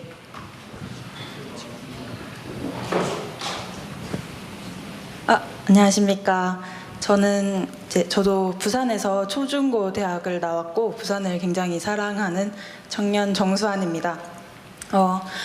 저는 부산에 본사를 두고 있는 마리나 체인이라는 스타트업에서 근무를 하고 있는데요. 저희는 해운 기업을 대상으로 이제 해운 환경 규제들을 AI 기술 기반으로 해서 솔루션을 제공하고 있고, 뿐만 아니라 부산 수출 기업 대상으로 ESG 경영 솔루션도 제공하고 있습니다. 그래서 이제 해수부가 부산으로 이전을 하고 이제 대통령님 공약이었던 기후 관련 공약들이 저희에게 굉장히 반가운 소식들이었는데요. 제가 이번에 말씀드리고 싶은 건 부산 수출 기업들의 ESG 경영 기반 마련을 위한 정부 지원의 필요성에 대해서 말씀드리려고 합니다. 제가 ESG 경영 쪽에서 업무를 하면서 부산의 중소, 중견 수출 기업들이 ESG 경영과 관련된 대응 문제들, 그리고 탄소 배출량 계산 문제들에 대해서 굉장히 많은 어려움을 겪고 있다는 걸 알게 됐습니다. 이 지속가능 경영이라는 게 단순히 환경 문제뿐만 아니라 산업 안전, 노사 관계, 이사회 구성 등 모든 것을 전사적으로 대응해야 되는 분야입니다. 근데 이제 부산에 있는 중소, 중견 기업 중소, 중견 수출 기업 같은 경우에는 인력과 예산 문제로 이를 준비하지 못해서 ESG 경영을 거의 포기하게 되는 기업들이 많습니다. 특히 유럽으로 수출하는 기업들 같은 경우에는 유럽에 현재 많은 지속가능 경영 관련 규제들이 있기 때문에 미리 준비하지 않으면 납품에서 떨어지거나 거래처를 잃는 등 많은 피해를 입을 수가 있습니다. 그리고 부산에는 수도권과 달리 이런 정보들을 많이 얻을 수 있는 교육이나 세미나가 많이 열리지 않습니다. 그래서 이런 ESG 경영 대응 역량이 많이 떨어지고 있는 상황이라는 생각이 듭니다. 지금 부산에도 굉장히 많은 훌륭한 수출 기업들이 있습니다. 따라서 이 기업들이 글로벌 시장에서 경쟁력을 잃지 않고 훌륭한 기업들로 거듭나기 위해 정부 차원에서 이런 부산 기업들에게 ESG 초기 대응을 잘 할 수 있게 정책이나 지원들을 많이 검토해 주셨으면 좋겠습니다. 감사합니다. 네, ESG 지원에 관해서 말씀해 주셨습니다. 이번엔 저기 맨 뒤로 가겠습니다. 여기 네, 그 종이로 흔들고 계시는 우리 정장 입으신 남성분. 네, 감사합니다. 우리 저 이재명 대통령 팬입니다. 나중에 사인 좀 하나 부탁드리겠습니다. 우선 근본 수해 지역 순시 등으로 바쁘신 가운데도 함께 해주셔서 진심으로 감사드립니다. 저는 대전 최초 목욕탕집 둘째 아들로 태어났습니다. 지금 물안경과 해양, 재난, 건설 분야에서 일하며 현재 부산대학교 사회환경시스템공학부 명예교수로 있는 추태호입니다. 지금 우리나라는 AI, 디지털 기후변화, 해양, 재난안전이 국가 핵심 미래 먹거리입니다. 5가지를 종합적으로 대응할 통합 정책 조직은 아직 없습니다. 특히 부산, 울산, 마산 등은 하구권 연안도시로 태풍, 해일, 집중호우 등 복합재난이 가장 취약한 지역입니다. 그럼에도 불구하고 국토부, 환경부, 해안부 등이 따로따로 관리하고 있어 통합 대응이 매우 어렵습니다. 이제는 단순한 부처 이전을 넘어서 해양수산부를 국가전략부서로 전면 개편해야 할 시점입니다. 첫째, 연안 재난 및 하구권 연안도시 재개발 전담 조직 설치. 둘째, 기후 위기 대응 및 북극 항로 경제 기획 기능 신설. 셋째, 부산을 거점으로 한 글로벌 연안 전략본부 설치를 해야 됩니다. 해외 선진국은 이미 이러한 통합 전략을 실행하고 있습니다. 미국 해양대기청 노아죠. 해양, 대기, 연안도시의 재난 및 자원관리를 통합 실행하는 국가전략기관입니다. 네덜란드의 인프라 물관리청 나이크스 바터스타트라는 조직은 항구, 해안, 내륙 수계를 포함한 수자원과 도시방제 인프라를 국가 차원에서 통합관리하며 연안도시의 재개발과 재생을 기후 적응형 전략과 연계해서 추진하고 있습니다. 부산은 북극 항로의 전진기지며 연안기후재난의 최전선입니다. 이곳 부산에서 전략적 기능을 갖춘 해수부가 다시 태어난다면 국민의 생명보호와 국가 해양경제의 대전환을 동시에 실현할 수 있습니다. 이제는 정부가 먼저 변해야 할 시점입니다. 감사합니다. 우리 전재수 장관이 심어놓은 사람 같은 느낌이 살짝 들었습니다. 네. 네, 이번에는 저 왼쪽 편의 중간으로 가보겠습니다. 해도 줄어들지가 않는데. 네. 여기 아무나 하세요 그냥. 네. 저기 저 손을 약간 흔들고 계시는 남성분. 예, 저는 살고 싶은 동래구에서 온 유근태입니다. 오늘 손을 흔든 바람에 제대로 당첨됐습니다. 제가 드리고 싶은 이야기는 이전에 전재수 해양수산부 장관님께서 아주 디테일하게 잘 말씀해 주셨기 때문에 저는 그 말씀 중에 소외된 거 하나만 지적하겠습니다. 지적보다도 건의를 드리겠는데요. 지금 현재 우리 가덕 신공항이 현재 정체 상태에 있습니다. 이전에 현대건설에서 수의 계약을 해가지고 몇 차를 통과해서 왔는데 최근에 와서는 공기 연장, 수지액 증액 등등 해가지고 지금 현재 완전히 손을 떼고 있습니다. 그랬을 때 부산시와 국토부와 정부에서는 현재 가덕 신공항에 대해서 우리 동남권 허브공항이 꼭 필요합니다. 왜냐하면 지금 아까 여러분께서 말씀해 계셨지만은 북극 항로를 개척할 시 향후 그걸 대비해서라도 육로, 항공, 우리가 철도 여러 가지 우리 갖춰져야 되는데 지금 그게 지금 답보 상태에 있습니다. 그래서 그게 우리 중앙정부에서는 어떻게 생각하고 계시고 빨리 저희들 부산 시민의 바람은 가덕 신공항이 빨리 착공했으면 하는 게 바랍니다. 이상입니다. 네. 네, 가덕 신공항 얘기는 뭐 잠깐 해야 될 것 같은데 이게 이제 여러 정부를 거쳐서 아주 오랫동안 기획하고 집행되어 온 사안이라서 지금 뭐 잠깐의 혼선이 좀 있긴 한 것 같습니다. 수의 계약했던 현대건설이 아마 설계안을 실제로 안 내고 못하겠다 이런 상황이라 이거 혹시 좌초되는 거 아니냐 이런 걱정들을 하시는 것 같긴 한데요. 국가 사업이라고 하는 거는 잠깐의 문제가 생겼다고 해서 중간에 막 기분 내키면 하고 기분 나쁘다고 확 무슨 양평고속도로처럼 안 해버리고 뭐 그럴 수 있는 게 아닙니다. 그런 걱정은 안 하셔도 되고요.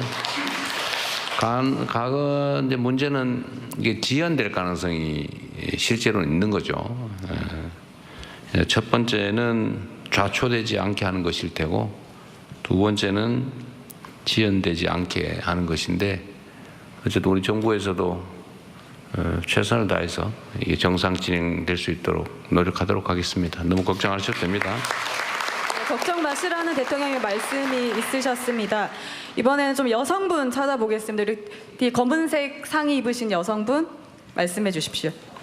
우리 이제 시간을 정하고 이제 해야 될 것 같은데. 네, 지금 한 55분인데요. 4시까지 정도 질문 받고 이제 대통령님께 그거 보세요. 자꾸 질문하잖아.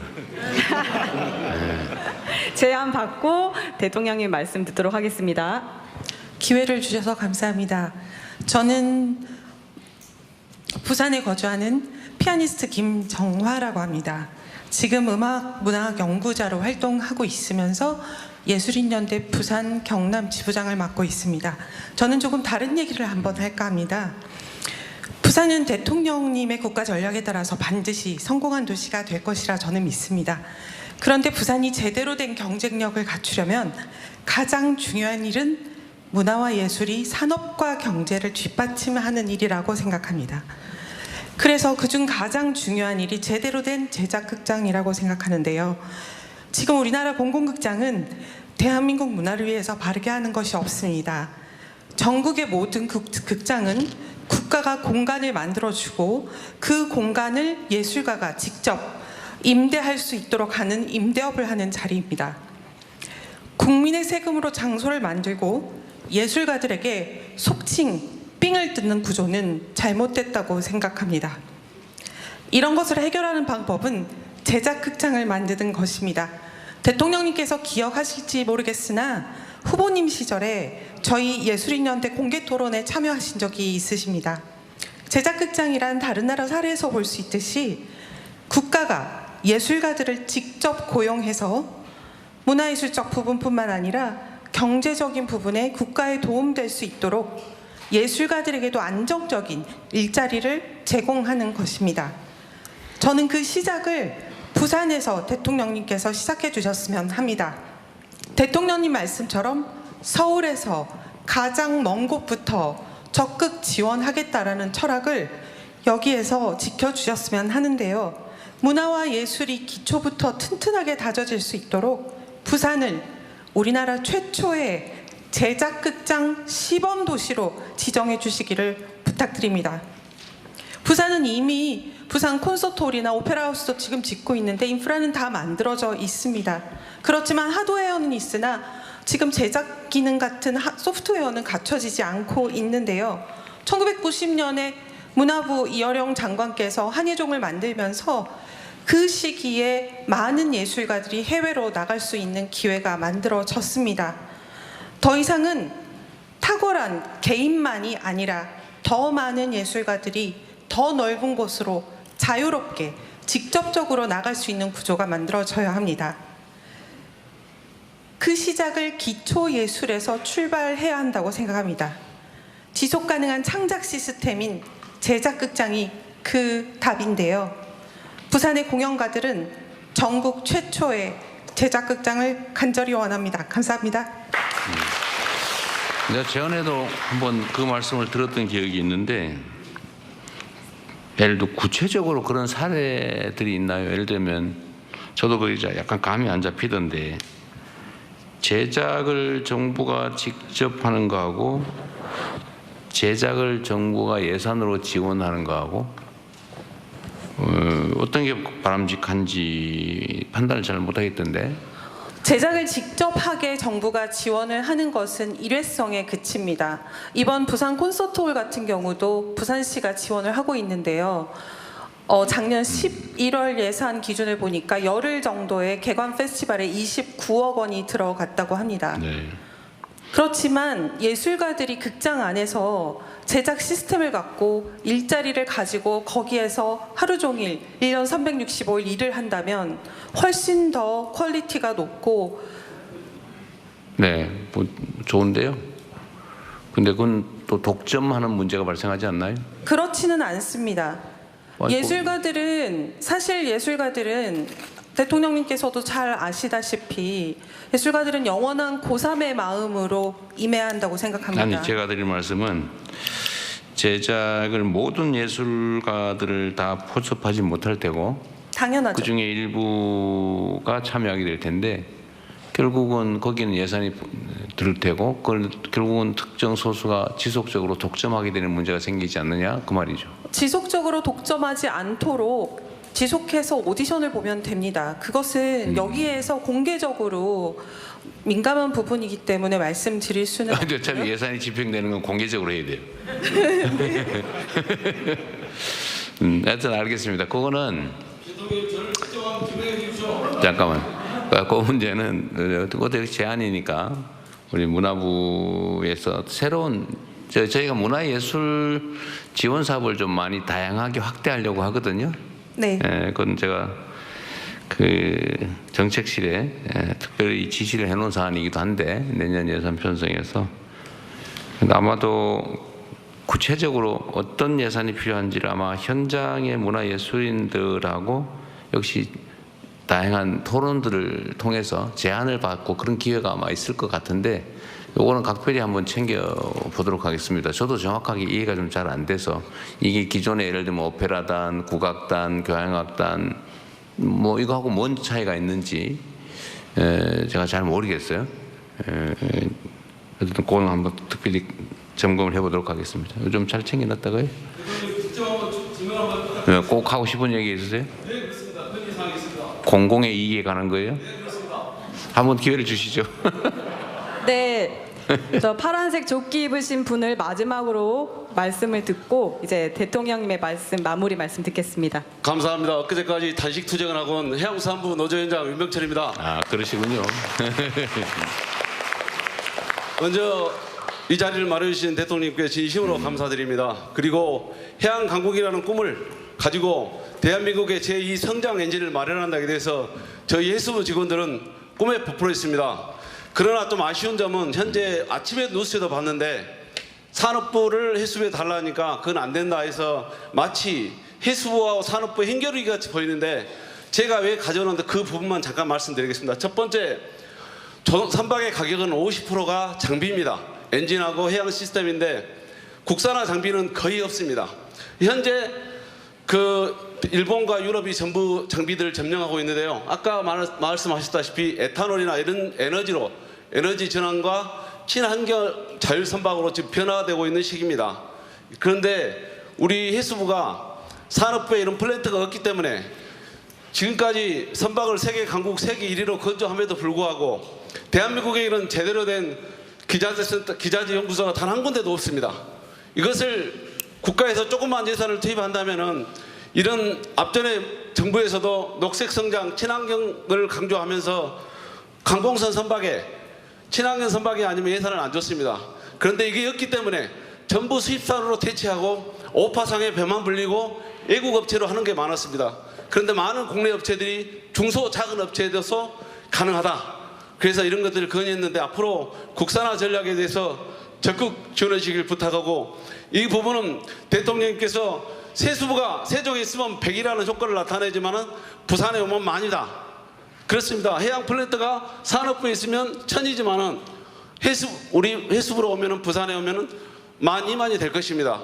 이것은 성장과 어디가 효과가 있는가 이 부분을 대통령님께 결단이 필요하다고 봅니다. 두 번째입니다.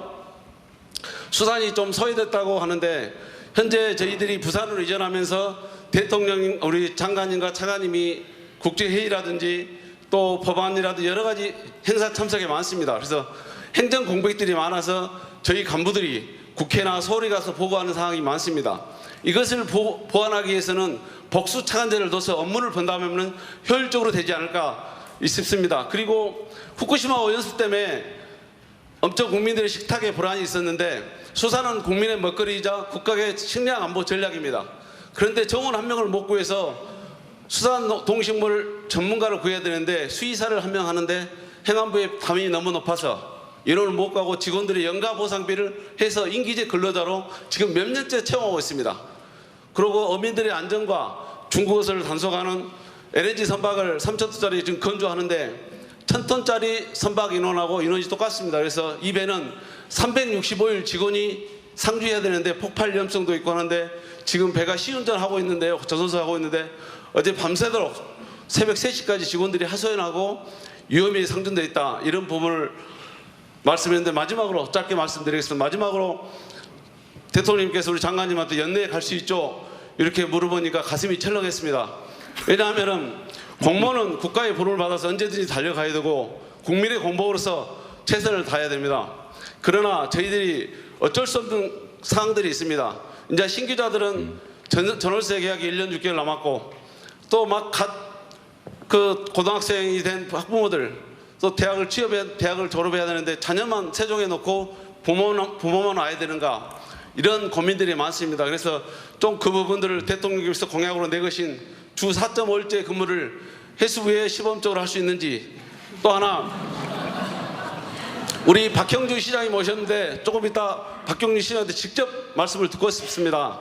해수부를 위해서 다 해주겠다가 아닌 어떠한 것들을 전폭적으로 지지해주겠다 약속하겠다 그 약속의 말씀을 듣고 싶고요. 우리 대통령님께서 이 자리에서 해수부 직원들 국가를 위해서 국가 미래를 위해서 열심히 해야 되니 국민을 당연히 늘 열심히 해 각오하고 있습니다. 그래서 대통령님께서 각 부처에서 해수부가 열심히 할 수 있도록 좀 적극적으로 지원해라 이런 말씀을 좀 부탁드리겠습니다. 끝으로 제가 다시 한번 감사드리는 것은 어제 지난주에 택시를 타고 서울에서 송정로로 왔는데 택시가 기차 노선이 끊겼습니다. 택시를 타고 오는데 지하도에 물도 없는데 다 바리케이드를 쳤더라고요. 택시 기사님한테 물었습니다. 왜 이렇게 됐냐? 과거에는 물이 차거나 위험이 상존했을 때 하는데 지금은 사전에 미리 한다. 그래서 조금 불편하지만 국민의 안전하고 낫다. 또 일요일 날은 그랬습니다. 제가 단식으로 이제 한약방에 가서 보약을 먹는다 그러는데 한의사님께서 비가 오면 항상 큰 비가 안 와도 우리 집 앞에까지 물이 찬다. 이번에는 안 찼다. 왜 그렇습니까? 그랬더니 대통령님께서 홍수 났을 때 공무원들의 잘못으로 담배꽁초나 하수구를 미리 처리하지 않으면 그 잘못으로 국민의 피해보면 자시하지 않겠다. 그렇습니다. 대한민국은 변화와 혁신의 바람이 부는 것 같습니다. 변화와 혁신은 이 혁명보다 어렵다겠습니다. 그 혁신은 대통령과 우리 장관님 또 각계각층의 지도자님, 우리 시도지사님들 이런 분들이 선봉장에 서야만이 변화와 혁신은 있을 수 있습니다. 혁신은 밑에서 절대 되는 거 아닙니다. 가장 어려운 것입니다. 그래서 앞으로 이런 것을 저희들 공무원들도 명심해서 대통령의 국정 철학을 따라서 해양 강국 건설을 위해서 최선을 다하겠습니다. 감사합니다. 네, 제가 뭔 조끼 같은 걸 입고 계시길래 뭔 또 꼭 하실 말씀 있을 것 같은데 보니까 노조위원장이셨군요. 네. 네, 우선은 우리 박정준 시장님 언제 시간 되시면 뭐 당연히 하시겠지만 이제 해수부 직원들 부산으로 이전하면 뭐 각종 지원 정책 하시겠다고 언론에 말씀하신 걸 제가 봤거든요. 꼭 나중에 따로 한번 시간을 한번 내서 한번 얘기해 주시고요. 집단 면담을 한번 좀 하셔가지고 좀 구체적으로 지원 방안을 같이 의논해 주시기 바랍니다. 일단은 우리 해수부 소속 공무원들 입장에서는 아마 아닌 밤중에 홍두깨 날벼락 같은 느낌이 드실 것 같아요. 실제로 해수부 옮긴다고 여러 사람들이 얘기해놓고 이때까지 몇 년 동안 사실 안 했죠. 그렇습니다. 그래서 아마 제가 얘기해도 뭐 안 하겠지 이렇게 생각할 가능성이 많은데 어쨌든 저는 결정을 했으면 이걸 신속하게 이행하는 것도 매우 중요한 일이다라고 생각했는데 아마 해수부 공직자들 입장에서는 그럴 것 같아요. 뭐 집 문제도 있을 뿐만 아니라 학생들 당장 학교 어떡하란 말이냐 뭐 얘기부터 여러 가지 불편함들이나 불이익이 사실 있을 수밖에 없죠. 그래서 그 점에 대해서는 아쉽게 안타깝게 생각합니다. 그러나 또 제가 언제나 말씀드리는 것처럼 전체를 위해서 개인 또는 특정 사람들이 특별한 희생을 치르면 그에 대해서는 또 상응하는 특별한 보장을 해야 그게 실질적으로 공정한 세상 아니겠냐라는 게 제 평소 신념이어서 우리 해수부 공무원들을 다른 공무원들과 다르게 또 세종으로 갔다가 또 부산으로 또 가게 되는 그런 이중의 불편함을 겪게 된 점에 대해서는 객관적이고 합리적으로 억울하지 않게 필요한 대책들을 충분하게 수립하도록 하겠습니다. 뭐 장관이 잘 하시겠죠. 뭐 지금 19군데 그래도 뭐 이미 다 약속한 것 같은데 보니까. 대통령 말씀대로 최선을 다하도록 하겠습니다. 억울하지 않게요. 또 흔쾌하게 국민을 위해서 일할 수 있는 조건을 잘 만들어 주시기를 바랍니다. 그 외에 예를 들어 해수부의 업무 범위에 관한 거라든지 해수부 조직에 관한 문제들은 이 자리에서 굳이 얘기 안 하더라도 필요한 조정들은 할 텐데 어쨌든 이것도 또 보는 입장에 따라 또 다를 수가 있어요. 제가 자주 우리 사회는 토론이 참 부족하다 그 생각을 많이 합니다.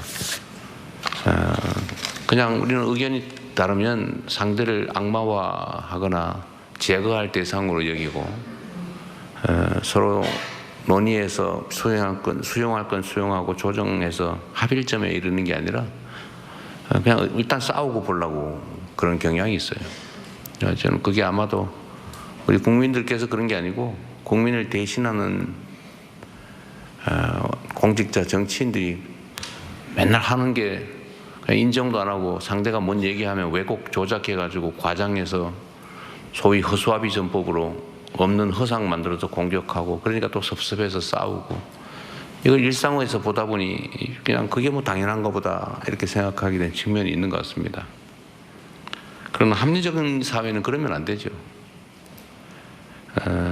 사람들은 의견이 다를 수밖에 없죠. 이해관계도 다 다릅니다. 또 생각도 다 다르죠. 똑같은 걸 보고도 전혀 다르게 생각합니다.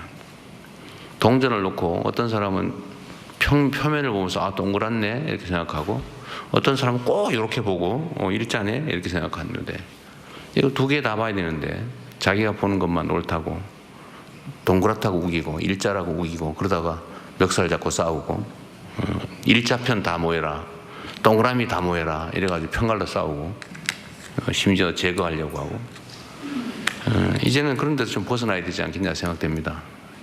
인정할 건 인정하고 객관적 사실은 서로 존중해주고 나하고 생각이 다를 수 있다는 것도 다 용인해주고 서로 또 양보하고 그러다 영 차이가 좁혀지지 않으면 그 아주 작은 간극은 이제 고난을 위임받은 사람들이 결정해 줘야죠. 그리고 그렇게 결정 나면 다 수용하고 또 다른 의제를 찾아서 가야지 맨날 거기 모여가지고 매달려서 싸우고 죽을 때까지 거기 매달리고 그러면 되겠습니까? 제가 이렇게 다니면서 사실은 참 일부에서 보면 대통령이 뭐 저리 허망한 일을 하러 다니나 이렇게 생각할 수도 있습니다. 그러나 저는 여러분들이 주시는 의견들 저한테도 국정을 이제 운영하는 데도 도움이 되죠. 새로운 시각을 많이 발견합니다. 아, 그런 면도 있겠네. 그리고 우리 공직자들한테도 똑같은 걸 사실 보여주고 싶어요. 공직자들에게도 제가 관련된 민간단체, 민간인, 이해관계인들과 최대한 대화를 많이 하고 우리가 행정을 할 때 공급자 중심으로 생각하면 안 된다. 뭘 하더라도 수요자, 진짜 이 나라의 주인, 국민 중심으로 생각을 해야 된다라고 자주 말씀을 드리죠. 행정하는 사람들은 아주 작은 것들인데 근데 받는 사람 입장, 수혜자 입장에서는 엄청나게 마음의 상처가 되는 일들이 많죠. 그게 곧 배려이고 입장을 바꿔 생각하는 내가 행정을, 국정을 나를 위해서 하느냐, 내 집단을 위해서 하느냐, 국민을 위해서 하느냐 그 차이가 발생하지 않겠습니까? 그런 연습을 좀 하자는 취지예요. 의견 다른 거에 대해서 제가 오늘 질문하면 답을 막 해줘야 되는데 못 해줘서 미안합니다. 제가 오늘은 언제나 그렇지만 의견을 좀 모아보자. 그리고 제가 뭐 그걸 열심히 다 아는 척 한들 무슨 의미가 있겠어요 이제는. 선거 때는 그래야죠. 지금은 겸허하게 듣고 의견들을 잘 모아서 경청하고 그래서 경청이라고 하는 게 중요하지 않을까 생각됩니다. 아마 나 이거 꼭 얘기해야 되겠는데 이런 분 많을 거예요. 그러시겠지요. 오죽하겠어요. 그러나 또 저도 이제 또 시간을 맞춰서 올라가야 되기 때문에 또 특별 열차가 또 기다리고 있으면 여기에 혼선이 생긴대요. 잘 맞춰줘야 됩니다.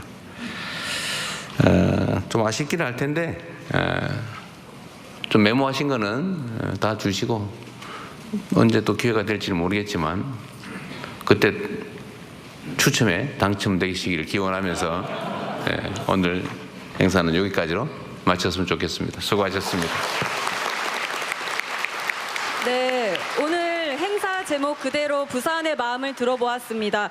온라인으로 받은 1,900여 건의 내용들 다 접수했고요. 메모로 받은 것들도 다 접수해서 같이 또 토론할 수 있는 장을 만들어 볼 수 있도록 하겠습니다. 이 자리에 있는 모두 힘껏 뛰자는 말씀드리면서 함께해 주신 여러분께 감사하다는 말씀 드리겠습니다. 네. 대통령께서는 먼저 이석하실 건데요. 모두 자리를 지켜주시면서 인증샷을 먼저 찍고 이석하도록 하겠습니다. 저쪽으로 돌아서서 여기서 한번 찍을까요? 이렇게 돌아 앉아서. 그럴까요? 대통령님 이쪽에 앉으시는 걸로 그대로 앉아 계시면 됩니다. 네, 그대로 이석하지 마시고 자리에 앉아 계셔 주십시오. 저희가 방향을 틀어서 앉도록 하겠습니다.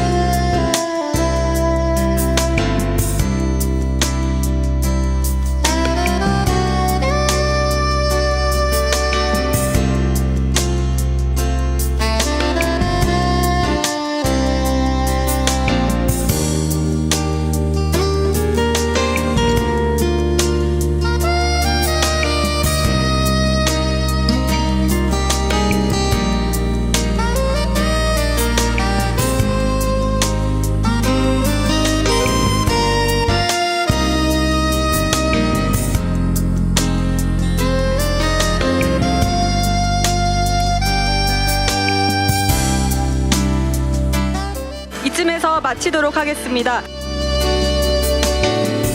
대통령께서 가실 때 큰 박수로 환송해 주십시오.